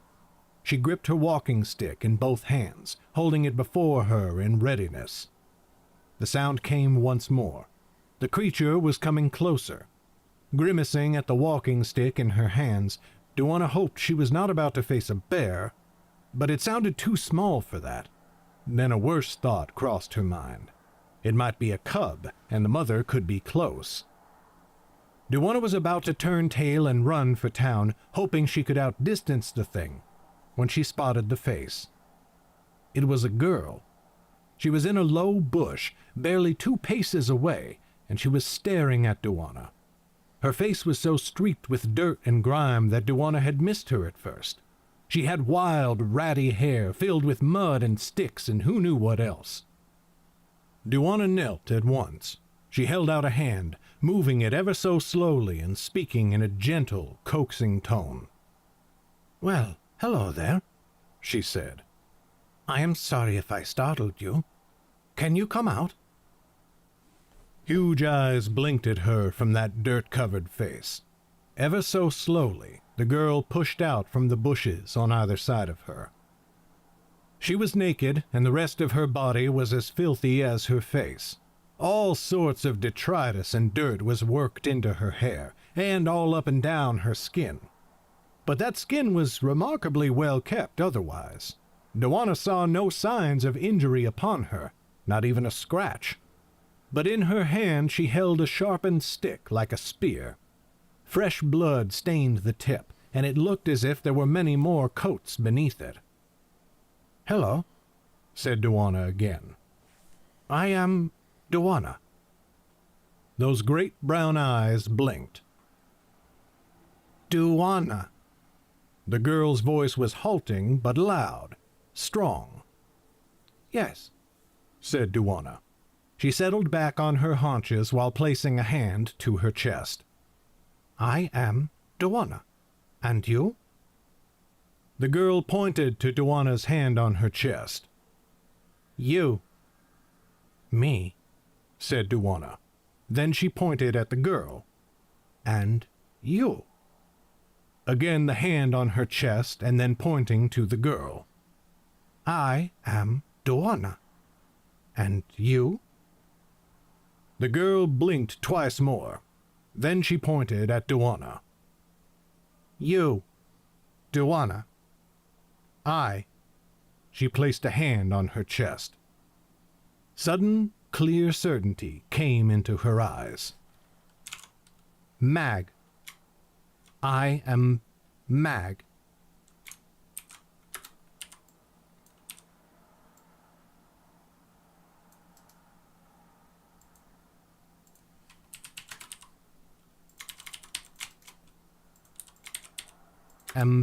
Mag. "Dark take you to its depths, and dark take me for a fool for believing in you," bellowed Sun. Albern looked entirely alarmed, and he glanced at the crowd surrounding them on the street. Fortunately, no one seemed to have paid much attention to Sun's outburst, for the bustle of 1,000 conversations did much to drown her out. "I'm sorry," said Albern. "You should be," said Sun. "All this time I thought you were leading me somewhere with all this talk about Mag's peerless fighting." "You did?" "I thought you were going to explain it. You made it seem as if one day you were going to tell me how Mag learned to fight." "I did?" "You did, and you know it," growled Sun. "You gave me hope, and now I find that you were not going to tell me anything about it at all." "Am I not?" Sun reached over and pinched his nose, much to Albern's very evident shock. "Stop answering my questions with more questions." "Am I?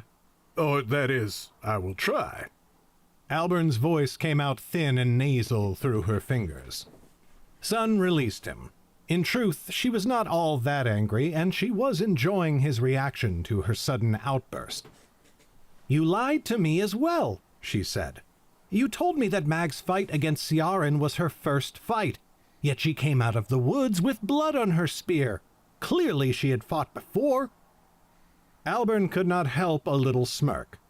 "I am usually quite careful in my wording, and what I said, precisely, was that her scrap with Ciaran was her first fight against another person."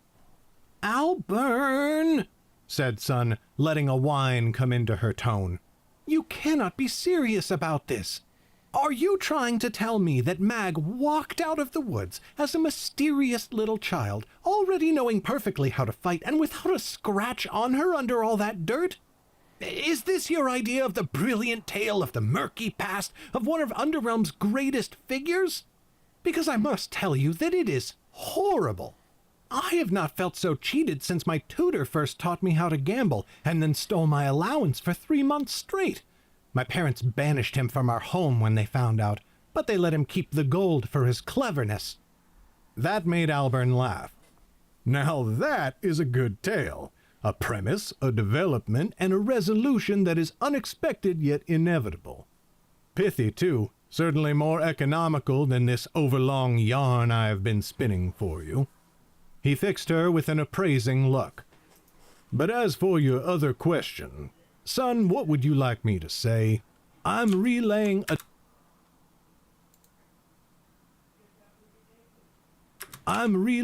tale. Would you like me to tell you the story of what happened as best I know it? Or should I make something up?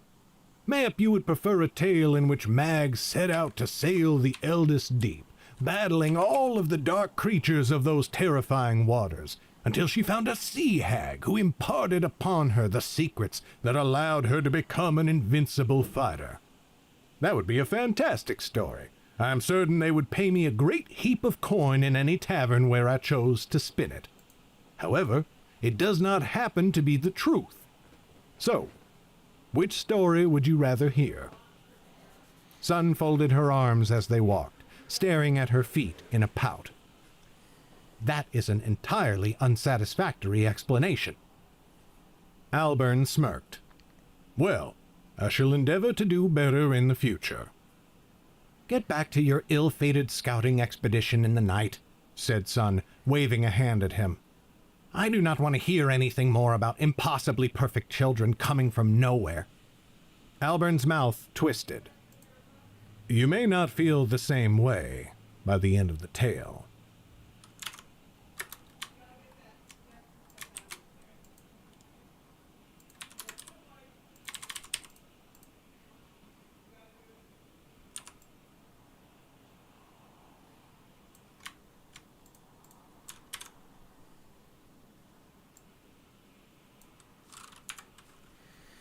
And chapter 31 done.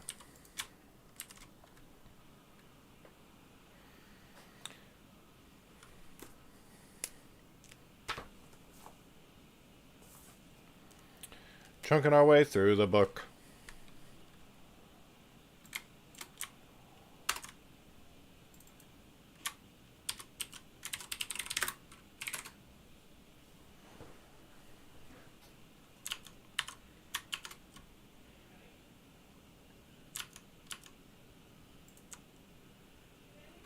Uh-oh.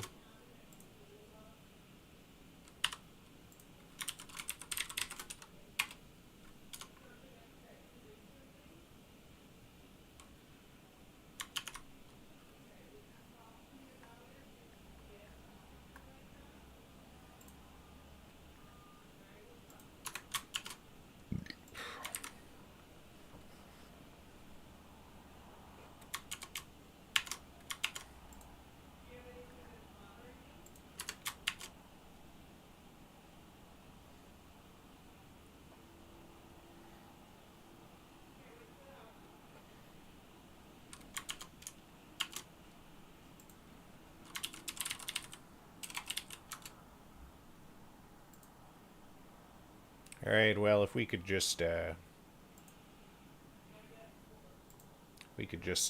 our website work, that would be great. Love that.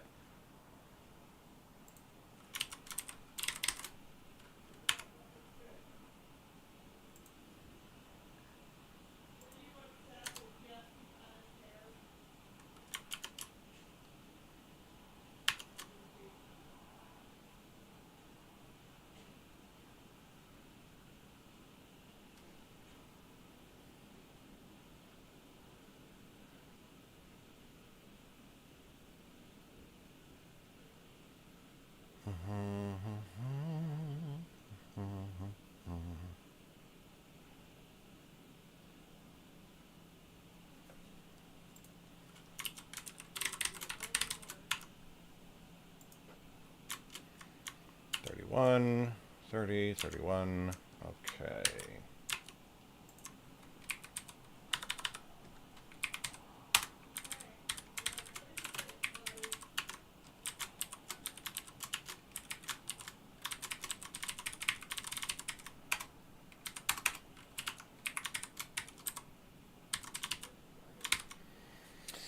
Boom.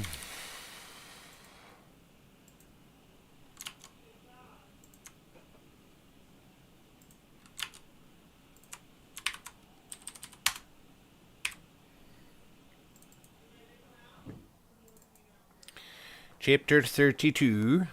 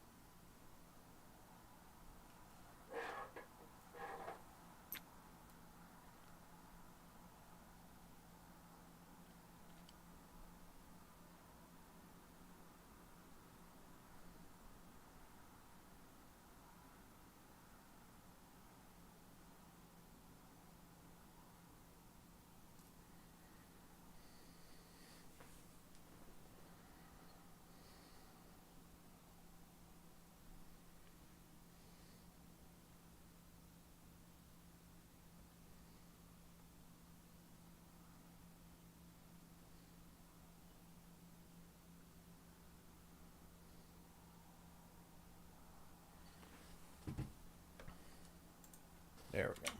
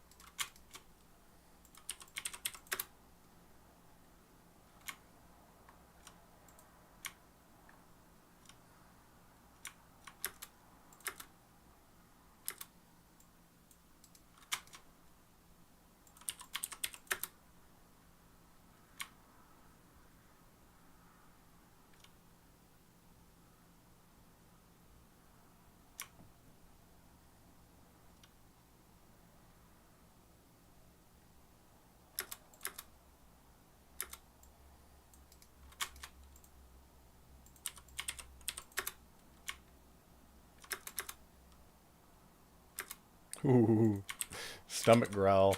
That's amazing.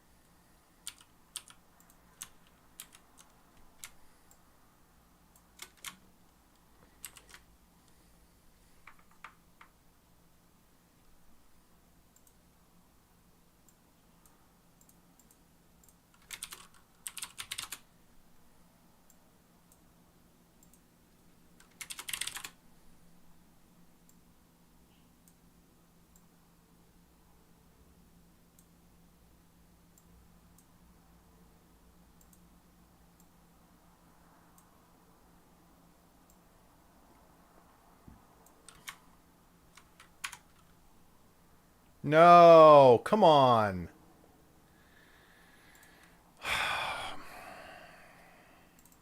Love when Adobe crashes. I gotta use the restroom. I'll be right back.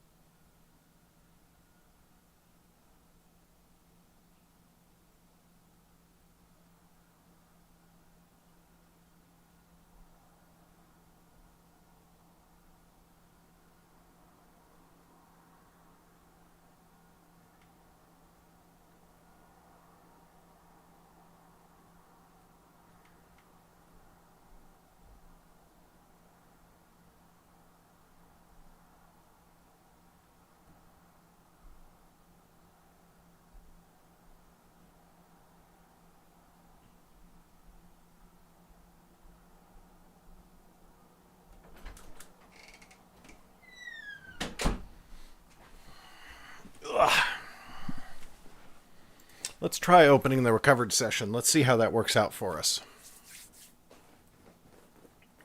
I'm going to guess not great.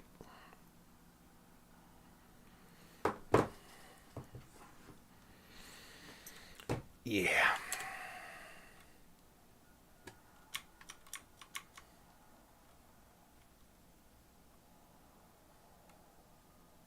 Yeah.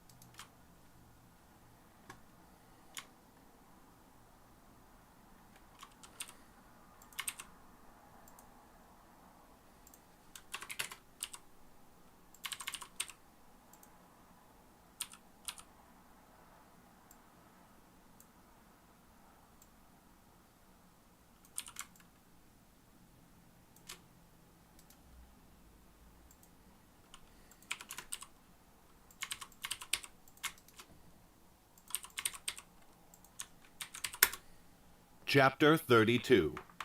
Ah, yes. We sound like ass. Because we have no mix. There we go. Chapter 32. Oh, yeah. As night drew on and the moons rose higher in the sky, Mag, Yue, and I slipped out of Kuhn's encampment, searching for any clue as to how the shades had escaped. It was a fine night. Both moons shone full above me, and the clouds had parted, letting the land flood with silvery light. In those days my eyes were sharper, and I could pick out the details in the land as we went. I went to the dell where we had wiped out the shades, or at least the rear guard who let the rest of their fellows escape. The tracks looked much the same. The only things different were the signs of Kuhn's force moving south after the battle, and one set of new tracks from Jen, whom Kuhn had assigned to search for the shades. "There is nothing new, Mag," I said. "I might have a chance at spotting something in the daylight, but—" "Alburn," said Mag. "Come now. You have to try at least. Give me that much." I sighed. "I do not know what more I can do. I can think of no way that they could have vanished like this. It is like elf magic." "Let us retrace our steps during the battle, then," said Mag. "We came from that way." She pointed to the west. "No, we came from there," I said, pointing to the hilltop where the Shade archers had fired at us. "Honestly, Mag, sometimes you were like an infant lost in the woods." A shadow passed over her expression, but I did not notice. I had frozen in place, staring up at the hill. "Alburn," said Yue. "what is it?" "That hill. That is where the Shades fired at us," I said. "They killed one of mine. He bore a torch." "I remember," said Mag. "They got 2 of mine as well." "I see where the torch rolled down the hill," I said. "But I do not see the torch itself." We all looked up at the spot together. There was the mark that looked like a worm. It was less clear now, for the flames had long since burned out. But there was a black trough burned in the green shoots of new grass, and it looked for all the world like a dragon twisting as it dove to the ground, wings folded back against its body. "Someone could have found it and picked it up," said Yue. "Look at the boulders," I said. "It should have rolled down them, but it did not. There are no burn marks, no traces of pitch on the rocks."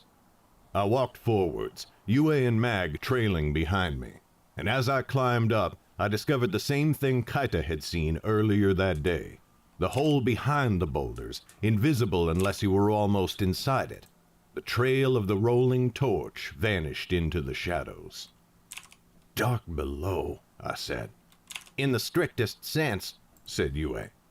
"We have them," said Mag. "Yes, we do," I said. "All right, let us return to Kuhn and—" "What?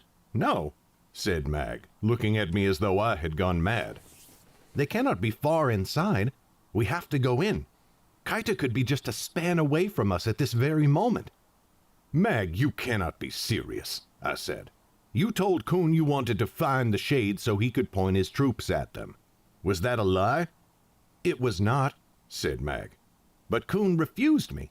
Now we have found them on our own. Let us slip in, kill Kaita, and then return. No one has to be any the wiser." "Mag," I said, shaking my head. "Even if we can get in and find Kaita, and even if we can kill her, and neither of those is likely, what makes you think we could get back out again?" "Alburn is right, Mag," said Yue. "I agreed to come out here, but I did not agree to throw myself blindly into the midst of our enemies." "Then let me do it," growled Mag. "I can deal with Kaita easily enough if I can only get my hands on her. Alburn, listen to me. How many times have we faced Kaita on the battlefield? When she knows we are coming, or when she sees we are within striking distance, she always flees. She did it in Northwood, she did it twice in Tokana, and neither of us can catch a bird, or even a mountain lion for that matter. We have to take her by surprise. If we do not, she will only escape again. Please." I sighed. Mag did have a point. It is perilously tricky to hold a weremage in place when they wish to escape you. And if anyone could slip into the midst of our enemies, kill one of them, and get out again, it would have been Mag. But I was not confident that anyone could do it, not even the legendary Uncut Lady. "When will you turn back, Mag?" I said. "What if it grows more dangerous? What if they raise the alarm? What if they kill you or one of us?" "That will not happen," said Mag at once. "I will not let anything happen to the 2 of you. And yes, I promise you, if they raise the alarm, I will turn tail and flee with the both of you." A sudden smile twisted her lips. "I will probably run faster than you, Alburn, for age has made you slow." I laughed, despite myself, choking it back and trying to maintain a stern expression. All right. If I have your vow, I will come with you. Then it is settled, said Mag, clapping her hands. Do not worry, friends. I will lead the way. So saying, she lowered herself into the darkness behind the boulders. I heard her land lightly on the tunnel floor, and then she hissed up from the shadows for us to follow her. Yue moved to go down, but I stopped her with a hand on her shoulder. She met my eyes, squinting to see me in the moon's light. Are you sure about this? See me in the moon's light.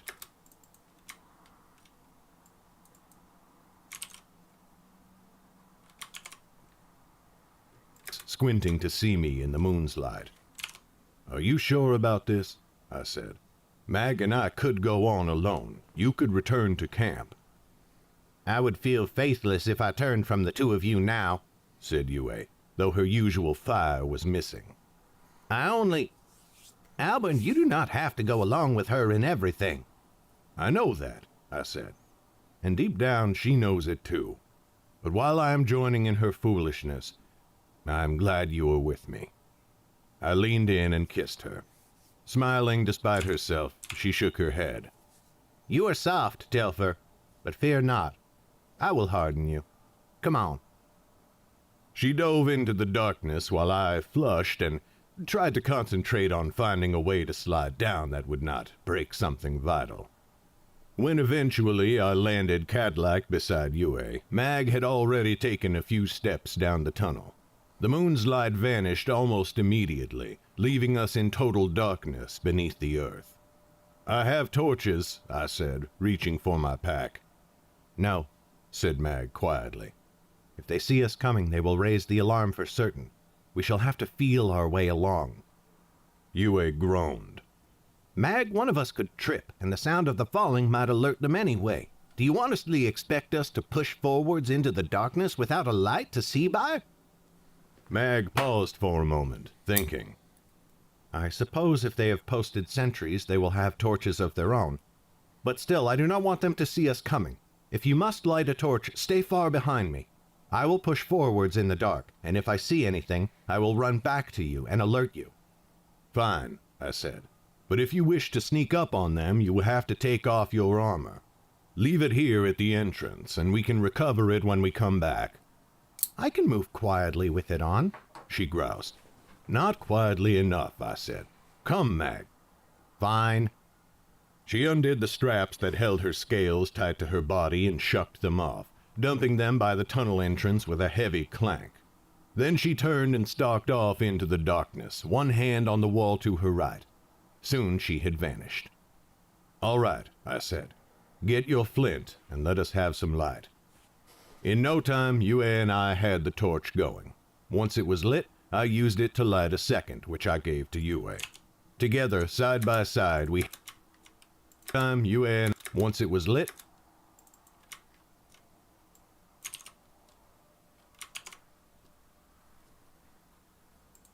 Once it was lit, I used it to light a second, which I gave to Yue.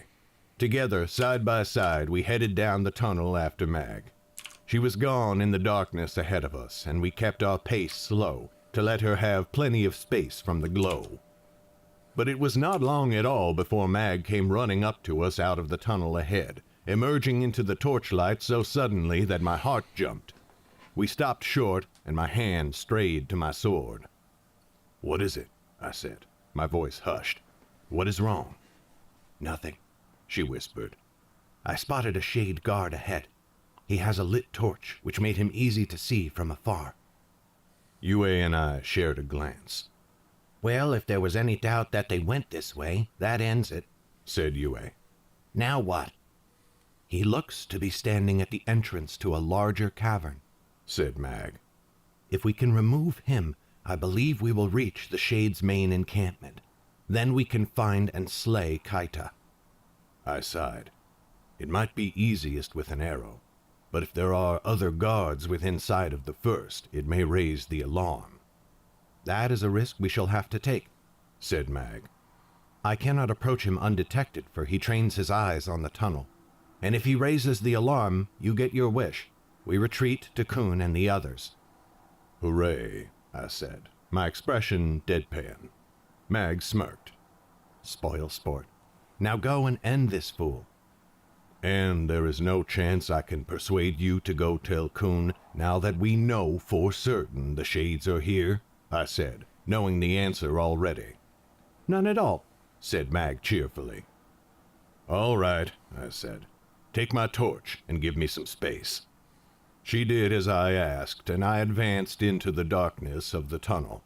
Soon I saw what Mag had seen, a faint glow of torchlight reflecting from the rocky walls around me. It made my going easier, and I was able to take more care with my steps, reducing the sound of my passing to no more than a mouse's scurry. Soon I had the shade in sight.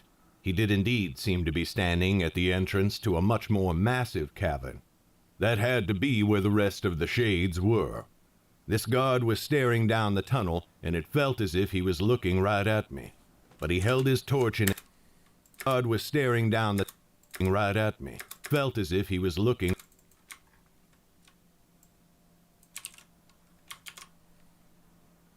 on the tunnel, and it felt as if he was looking right at me. But he held his torch in his hand, rather than finding some way to prop it against the wall behind him. It made his vision in the dark almost worse than useless. I sighed and knocked an arrow.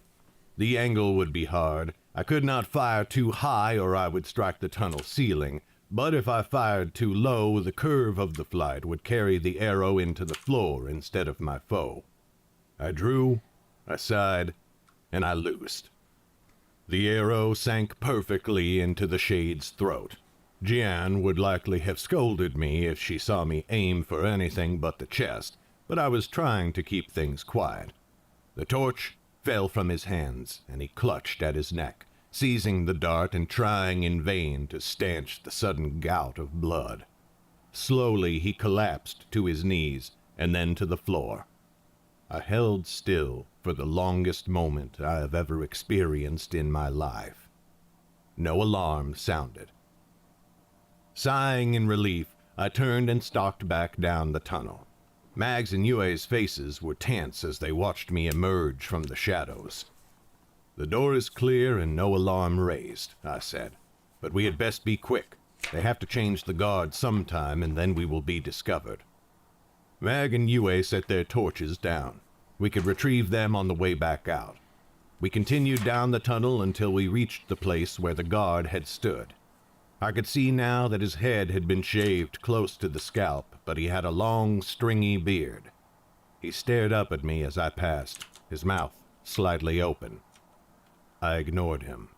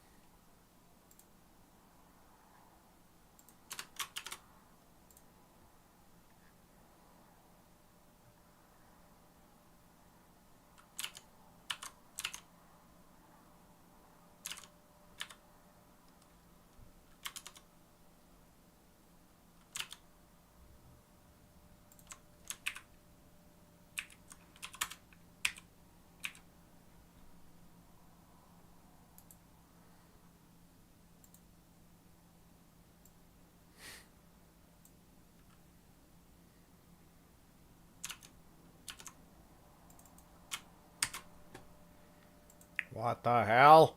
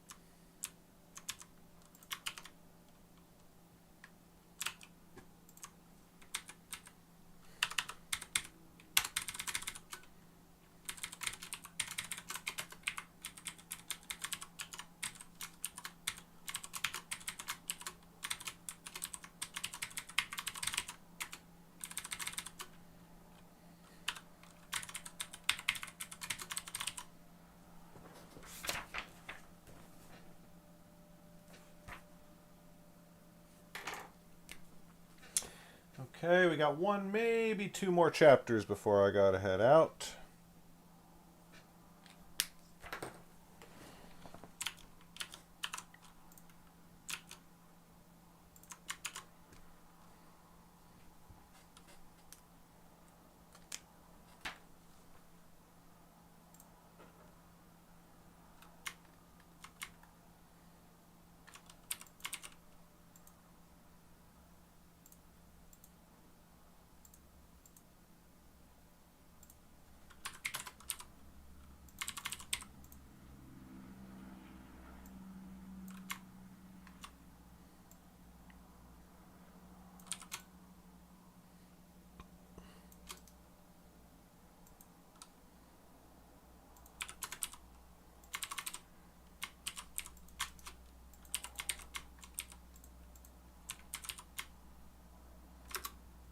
Chapter 33.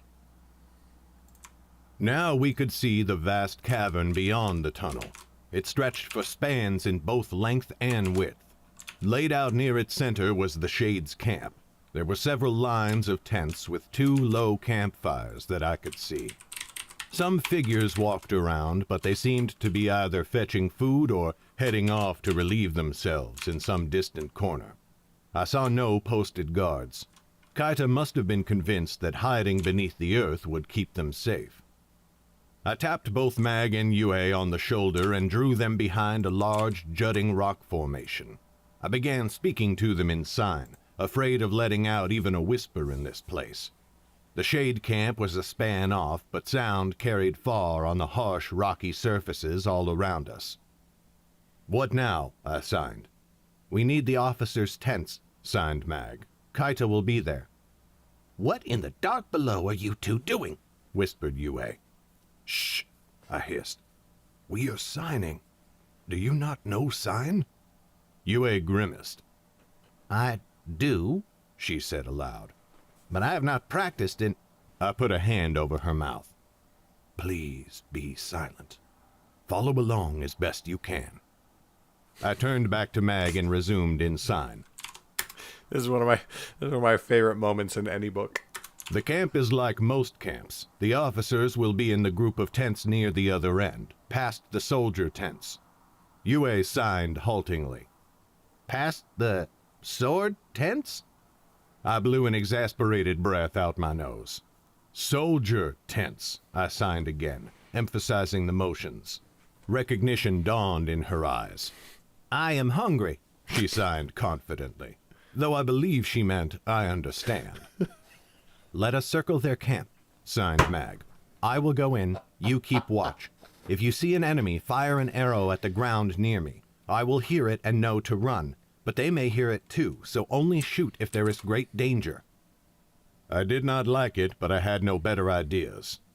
"All right," I signed. Then I reached out and gripped her shoulder. "Be careful," I whispered. "Remember, you promised you would run if we had to." "I remember," she whispered with a smile. And then she signed, "And you should not be talking out loud." "All right," I signed back. "Let us go." Sneaking around the camp was the easy part. The Shades were in the center of the cavern, and we never drew closer than a span away from them. I worried about our every footfall and the scuff of our limbs against protruding rocks, but I likely need not have. Even from this distance, I could hear the noises of the Shades, and they were much louder than any noise we were making. We did not have to go too far before reaching a good position. Mag gave us one last nod before setting off towards the camp. She left her spear with us, exchanging it for a long knife Yue wore on her belt, which Mag now affixed to her own. Silent as an elf, she crept forwards. I kept my eyes on her, holding my breath whenever she ducked out of sight and releasing it when she emerged into view again. The first tent was the easiest. It was near the edge of the camp, and the flap side pointed outwards. I was afraid Mag might move straight into it, but she was wise. She stopped 2 paces away and waited, watching and listening. No Shades wandered near the tent, and Mag must not have heard any sounds from inside, for she soon crept forwards once more. Like a shadow, she vanished inside. I could not hear it, but I could almost imagine the soft shunk of her blade sliding through the shade's eye, the brief sounds of struggling as she held them down while their body jerked, lapsed, and then lay still forever. Mag emerged into view again. I could see blood on her hands. I held a brief hope that Kaita had been in the tent, but it did not seem so, for Mag did not return. But at least she had killed a Shade officer. That was something. Mag did not wait as long before the next tent, and her impatience was almost our ruin. As she began to approach it, there was a commotion close by. Mag threw herself to the ground. Yue and I tensed, and I knocked an arrow. From a tent 5 paces down the row, a Shade emerged. She stood tall and stretched, scratched herself, and blinked hard in the light of the campfire. Then she turned and walked towards the camp's edge. Her path brought her perilously close to Mag, but she passed by, and Mag remained unnoticed. Soon the Shade had vanished into the darkness on the other side of the camp, and I lost sight of her. Yue and I released a long breath at the same time. Mag stirred, rose from the floor where she had flung herself, and crept forwards on all fours. The flap of the second tent rose and then fell again, and Mag was inside.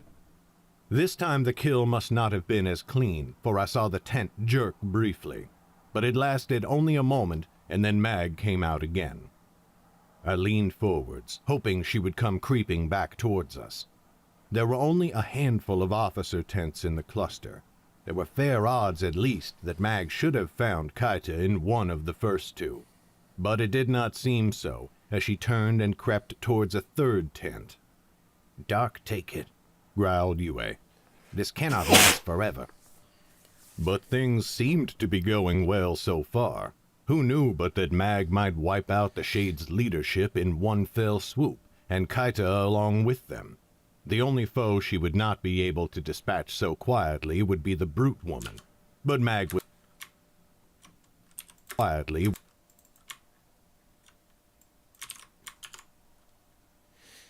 able to dispatch so quietly would be the brute woman. But Mag was smart enough to know that. She would not even try. She was smart enough to know that, was she not? I certainly hoped so. As Mag neared the third tent, I settled back on my haunches to wait. It was growing uncomfortable sitting on the cold, hard stone of the cave. But my whole body jerked with fright as a cry went up from the opposite end of the Shade camp. "Awake! Awake! Foes! Awake!" My gaze flew to the source of the noise. I could not see who was shouting. Mag, God bless her, did not hesitate. She turned and began fleeing back towards Yue and I, keeping low.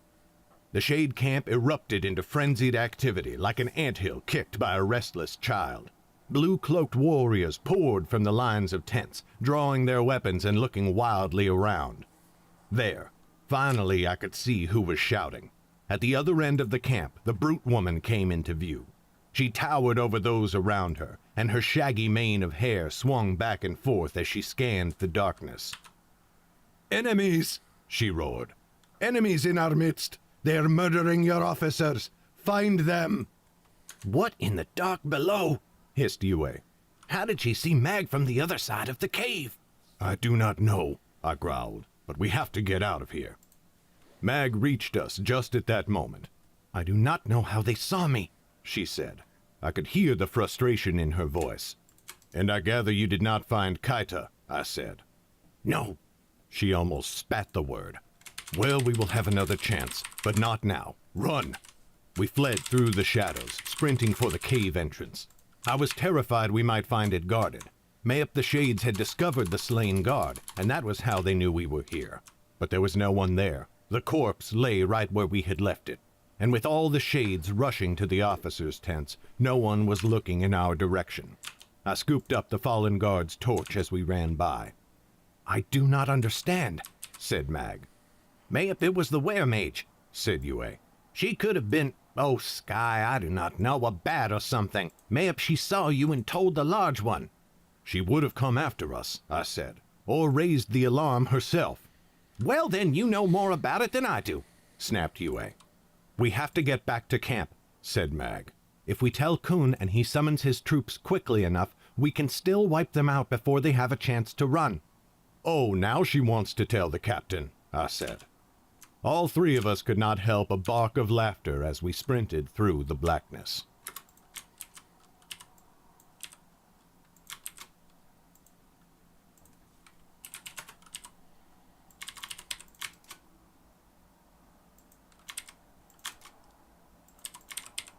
The blackness.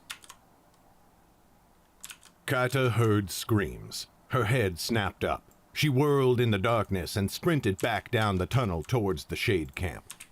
All day she had been exploring the passages tirelessly, but she had nothing to show for it. One of them had gone on for what felt like a league before abruptly reaching a dead end. She had not gone far down the third, the one she was still in now, but it had not seemed promising. She could not smell any fresh air, and it had seemed to plunge ever deeper and deeper into the earth. But all these thoughts fled her as she pelted down the tunnel towards her allies. Soon enough she came leaping into the grand cavern where she found the shades in chaos. Tagata was there, standing near the officers' tents near one end of the camp. In her arms she cradled the corpse of one of her captains, one whose name Kaita could never remember. Mage light flared and Kaita resumed her human form. "What happened?" she cried. "Tagata, are you hurt?" "I am not," growled Tagata. "But they killed Harnell and Selnir." Harnell, that was it, thought Kaita. Who killed them? But even as she asked the question, the answer came to her in a flash. She knew she was right when she saw the mounting fury in Tagata's gaze. "Mag and Albern," growled Tagata. "As I was resting, I received a message from the Lord. He told me they were here, now, slaying our kindred. Thank goodness I received word from him before they took more." A chill ran up Kaita's spine. If she had stayed and rested as Tagata had urged, they might have found her. It could be her corpse in Tagata's arms right now. She wondered bitterly whether the Lord would have foreseen that, and whether he would have warned Tagata in time. But then again, if Mag and Albern had come, then they were alone. They were isolated from their allies. Kaita had the Mage Stones, and she could... "Tagata," she said quickly. "When did they leave? I could still catch them while they are alone." "No, dear one," said Tagata softly. "Too much time has passed. They will have returned to their allies now. I am sorry." "Dog, take them," growled Kaita. "Will I never get my chance?" "You will. Have faith. But for now, there are more pressing matters." Tagata's expression grew grim. "They are going to bring the mystics down upon us. Everyone is preparing to march, but we do not know where. We cannot leave the way we came. That is where the mystics will come. Have you found another exit?"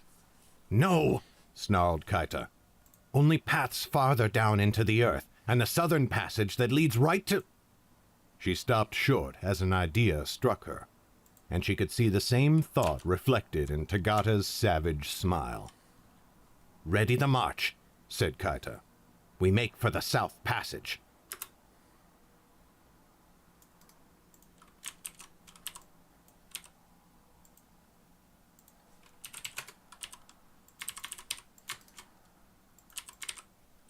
Passage. Mag led the way back to Kun's camp, with Yue and me close behind. On the northeastern end of the camp, Chausaku still stood his sentry post. "Hail!"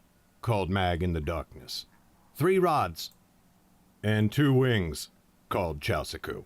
He had raised his bow at the sound of her voice, but now he lowered it again. Relief was plain in his expression as we crept up out of the darkness. "I'm glad to see you safe, sergeants." "As are we," I said. "No trouble here while we were gone?" "None," said Chausaku. "No one seems to have noticed a thing." My mouth twisted. "That is well. But remember, do not lie on our account. If anyone asks you what happened tonight, you tell the truth. Do you hear?" Chausaku lifted his chin slightly. "I hear you, Sergeant." It was not an agreement, but I decided to let it be. With any luck, he would not need to face such a choice at all. A campfire still burned at our end of the camp, where our tents were set up at the end of our squadron's lines. Mag made to walk straight past them, heading for Coon's tent, but a sudden shout stopped us all in our tracks. "Hail, sergeants!" We froze. Then, slowly, we turned. From the shadows between our tents stepped Coon. Behind him was Tu, a furious expression on his face. The captain's smile was as thin as new frozen ice. "And where, pray tell, have the three of you been?" he asked sweetly.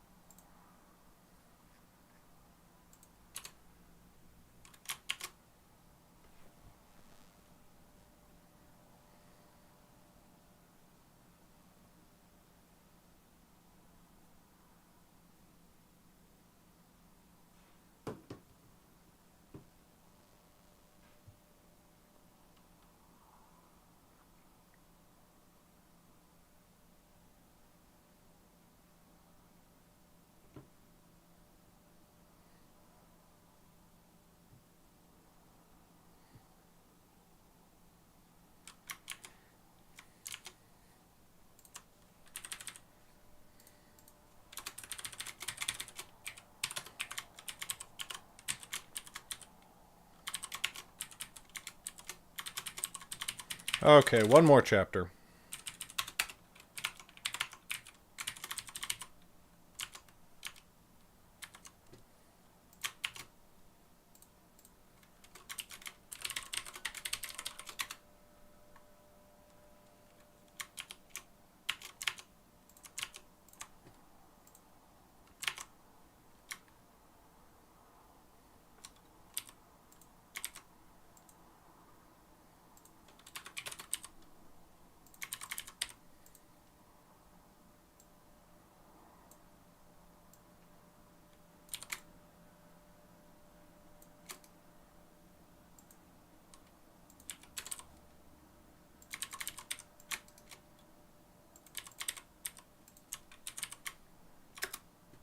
Chapter 34.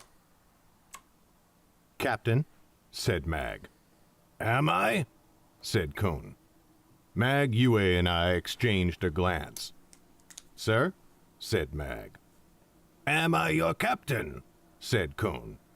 "Because one obeys one's captain, and yet the three of you have gone to scout for the enemy alone after I explicitly ordered you not to." That, of course, is the sort of statement for which there is no safe response, and so we said nothing. At Coon's side, Tu looked furious enough to burst into flames. Only deference to his captain seemed to be keeping him silent. I did not doubt he wished to say many loud, angry things to us, and would when Coon had gone. "Well," said Coon, "you are all uncustomarily silent. Sergeant Telfer, at least, has a clever tongue that hardly ever stills. What am I to make of you? This is the sort of thing that carries heavy penalties. Limited rations, certainly. Mayhap stocks, if we had them. Lashes would not be out of the question if anything disastrous should occur as a result of your transgression." "It would appear so, Mythor."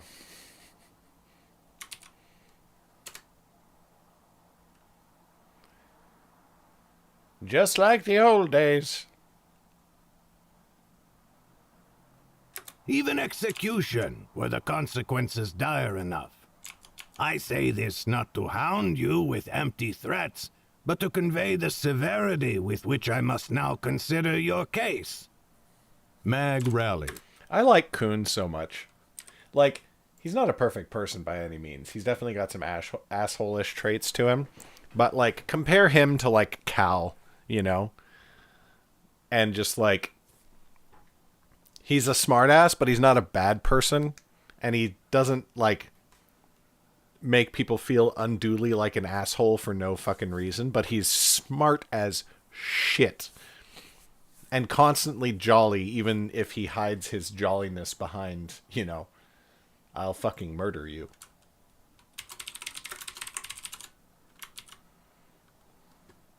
Mag rallied. I mean, and it's, you know, I've said this before, but like, I totally picture him as Uncle Iroh, like 100%. And you know, like his voice is my best Uncle Iroh impersonation, which is not a good impersonation at all, but like that's Coon to me, 100% Uncle Iroh. Mag rallied, speaking in a calm voice. Sir, we apologize for going against your orders, but our venture bore fruit. We found the shades. They are trapped, and we can wipe them out if we act quickly enough. Coon studied her for a moment, his eyes sometimes flitting to Yue and me on either side of her. When he spoke, it was not in response to her. Do you know that when you first arrived, I was positive you were shades? He said. I was convinced of it. The first thing that shook my conviction was Sergeant Balan's arrival. And then we fought together against the enemy, and I watched you kill them with my own eyes. My last vestiges of doubt vanished, and I thought that was the end of it. Yet now I see things clearly for the first time after a long while spent in the darkness. Sir, I said, we are not shades. Oh no, said Coon. I am even more certain of that now. You are something less evil than shades, but no less dangerous. You are vigilantes, folk who think yourselves above the rest of us, who see yourselves as being removed from the petty concerns of the Nine Lands. Respectfully, sir, said Yue, I love Underrealm with my whole heart, and I will defend my honor on— Be silent, Sergeant, roared two. He bit off the words almost as sharply as they had erupted, and I gained a new appreciation for just how hard he must be clamping down on his temper. Do not try to defend your honor when we have caught you violating the captain's trust. Yue's jaw spasmed once, but she fell silent. Mag spoke again, still calm. Yet it is true, sirs. We do love Underrealm. Not as much as you loved your husband, said Coon, and he too was calm. I do not say this to hurt you. It is no evil thing that you loved him more than a nation. Underrealm is not even a real thing, nothing you can touch or see, or hold in the darkness when fear and grief press themselves upon you. It is more useful than true. Yet within the false idea that is a kingdom, there are real people. Many of them are as worthy as your husband, though you do not know them. And by your actions, you endanger them. This war that poisons Underrealm is of little concern to you, as long as you satisfy your pursuit of revenge. And yet in that pursuit, you are willing to leave others in grief. Countless folk who now must seek their own reparations for the loss of loved ones. He paused for a moment and sighed, and his smile faded a bit. I changed my mind, you know. I sent for Lieutenant Shi tonight. I told him to assign you to hunt for the Shades tomorrow, as you requested. If you had been less foolish, you would now be free to pursue your aims. And if I had not come around to your way of thinking, I would never have noticed your betrayal. The captain's words struck me hard, and I could see I was not the only one. Mag's eyes had widened and her stance had become tense. I could feel the conflict inside her, self-doubt warming its way into her mind. Again she mustered herself. Yet we found the enemy. If we act quickly, we can destroy them, but we have to rouse the troops now. Kuhn's gaze grew knife-sharp, and his smile grew just as thin as before. Why? Mag blinked. To root them out of... Why now, Sergeant? Why not in the morning? There was a long, deathly silence. Then, at last, because they discovered us, grated Mag. Oh, said Kuhn, eyes wide with mock surprise. Did they? Again, a silence stretched wide enough to drown him. Finally, I growled out, "Don't take it, Mag. Now is not the time to go dancing around half-truths. Captain, we infiltrated the camp and slew 2 shade officers and a guard, but they spotted us. With each revelation, the situation grows more dire, said Kuhn, and your offense more severe. Not for the first time, I find myself confident that you tell the truth. If you were lying, surely you would not keep digging yourself deeper into the grave. We are sorry, sir, I said, but this can be turned to our advantage. If we move now, we can root them out of their hole and end this expedition. Please, sir, we know we were wrong. I stared hard at Mag to quell any disagreement, though to my surprise she looked docile.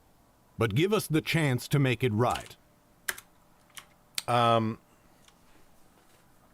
Promoting a web fiction.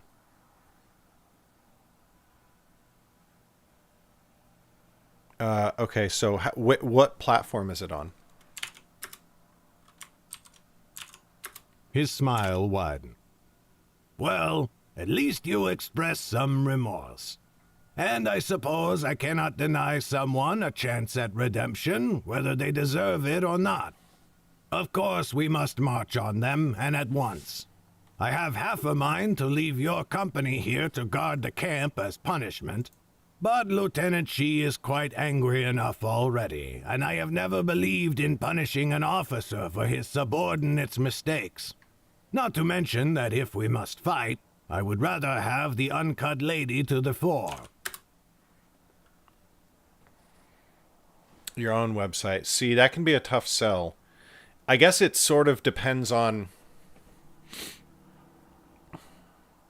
what is what's the purpose of getting people to read it, right? So is it like a funnel thing where you want to get them on your email list, or what do you want them to do after they've read it? Is it designed to is it an introduction to your paid books or something like that? This at last seemed to be what Mag needed to hear. She straightened, her grip tightening on her spear. Thank you, Captain. You will not regret this. I hope not, said Kuhn. If I do, be assured that you will regret it far more. Lieutenant Zhu will remain behind with one company to guard the supply train. The rest of you get ready to march. I want us to leave within a quarter hour. Dismissed. We turned and strode away, but we had barely gone half a span before I heard a growl behind us. Sergeants. I swallowed hard, and we all turned to face two. He was still livid, his eyes boring into each of us in turn.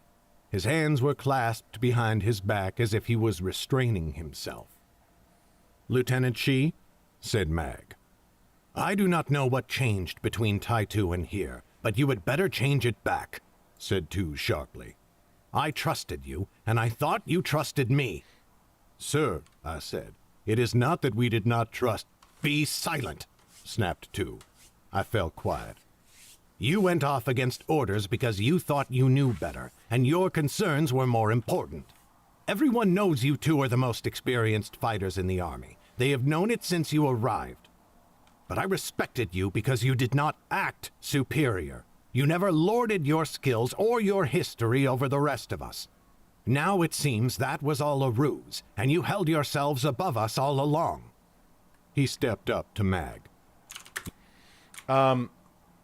The best advice that I've seen on free projects like that, especially if it's like a sort of a like, think of it like a web comic or a webtoon or something like that. The only surefire thing on getting somebody to read, and it's not even surefire necessarily, is keep doing it. Interestingly, if it's free and you're just like, hey, this is fun, this is a fun side project, or this is a fun project that I do, like for a webcomic or something like that, people want there to be a metric fuck ton of it. They want to be able to doom scroll it like they scroll social media, except it's not doom scrolling, it's like much better for the person. You know what I mean? But they want that feeling of just like, when I found this new webcomic and I was so enthralled. And I read it, and there were like 40 pages of it. Only 40. I'm saying only 40. And I was like, oh, that really sucks. And then I don't remember the name of the comic. I literally have forgotten what it was or where I found it or anything like that. As opposed to, you know, a bunch of other webcomics that I follow and read where it's like there's literally hundreds and hundreds. Like I can't get to the end of them in one sitting. And so I just flick it open every once in a while and just keep going through. And like, I feel like that's how it works, is like, if it's just one single small thing, then it had better be a funnel to get people into your other stuff. And then you can sort of justify paying, whether it's time or money, the investment to get people to go read your free thing. Like for me, it's worth it to do paid ads to get people to sign up for my email list to get a free copy of Nightblade. You get what I mean? Because then they're going to buy the later books. As opposed to, like, if you just want people to read it on your website, theoretically you could pay for Facebook ads. Those are pretty good at getting people to consume free content. But if at the end of it you don't have a clear, you read this free thing, now you should go pay for this next thing, that can be really hard to justify, if that makes sense. You are not above us, he said. Just because you could take anyone here in a fight, that does not mean you are better than we are. We know the strength of trusting the people we fight beside, and that is a greater strength than any one person can match. Even the uncut lady. I thought you understood that already, but you had better learn the lesson now. Mag did not look at him, but stared over his shoulder into the distance. Two remained standing there for a moment before he turned and marched away. Get your squadrons ready, he called back over his shoulder. You will not be even an instant late for muster. An uncomfortable moment passed before Mag looked at us and shrugged. They will feel differently once we wipe out the shades, she said. Let us hope that is how tonight ends, said Yue. We had better go tell Dryleaf we are safe, I said. Mag shook her head. Only to tell him we are going back out into danger again? He is probably asleep. The other best advice for stuff like that you also see with popular like webtoons, web comics, and web fictions is find other people who are doing similar things, and make friendships, and promote each other and talk about each other. You know, that's the other best advice. He is probably asleep. Let him rest. We will complete our mission, and then we can come back with tidings of victory. Besides, you have heard the lieutenant. If we are late, he may flog us. I gave an uneasy look towards the supply train at the south end of camp. I suppose you are right, I said. Very well. We will not wake him until we have happier news to report. Yue snorted. He may sleep long then.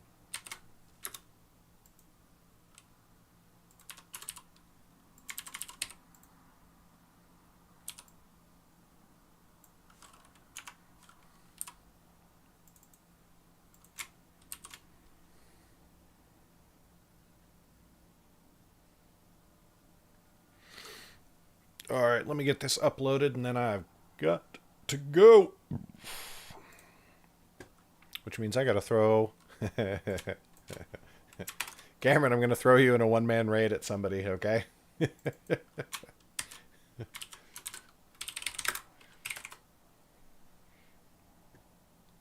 You and me, diving straight into somebody else's stream. Head first.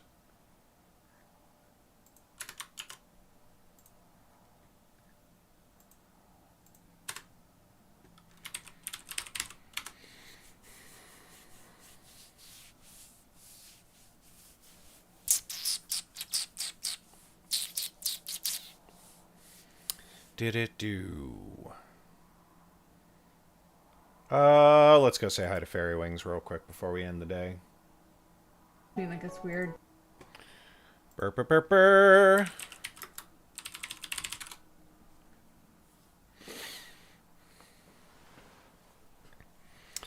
All right, that's it for me. I feel so close to the end of this book. Even we've got a bit to go, to be honest, but it feels close.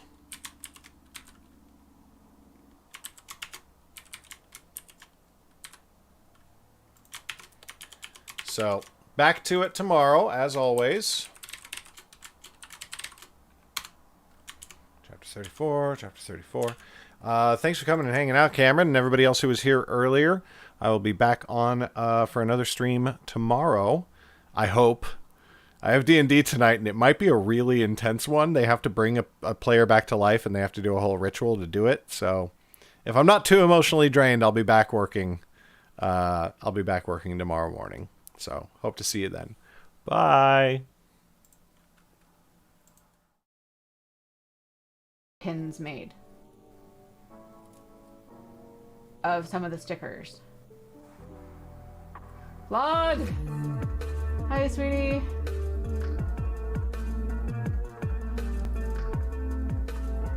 Tiniest possible raid. Aw. Still, the fact that you give a shit enough to come on over here. I hope you are well. VlogaNovel raided with 1 viewers.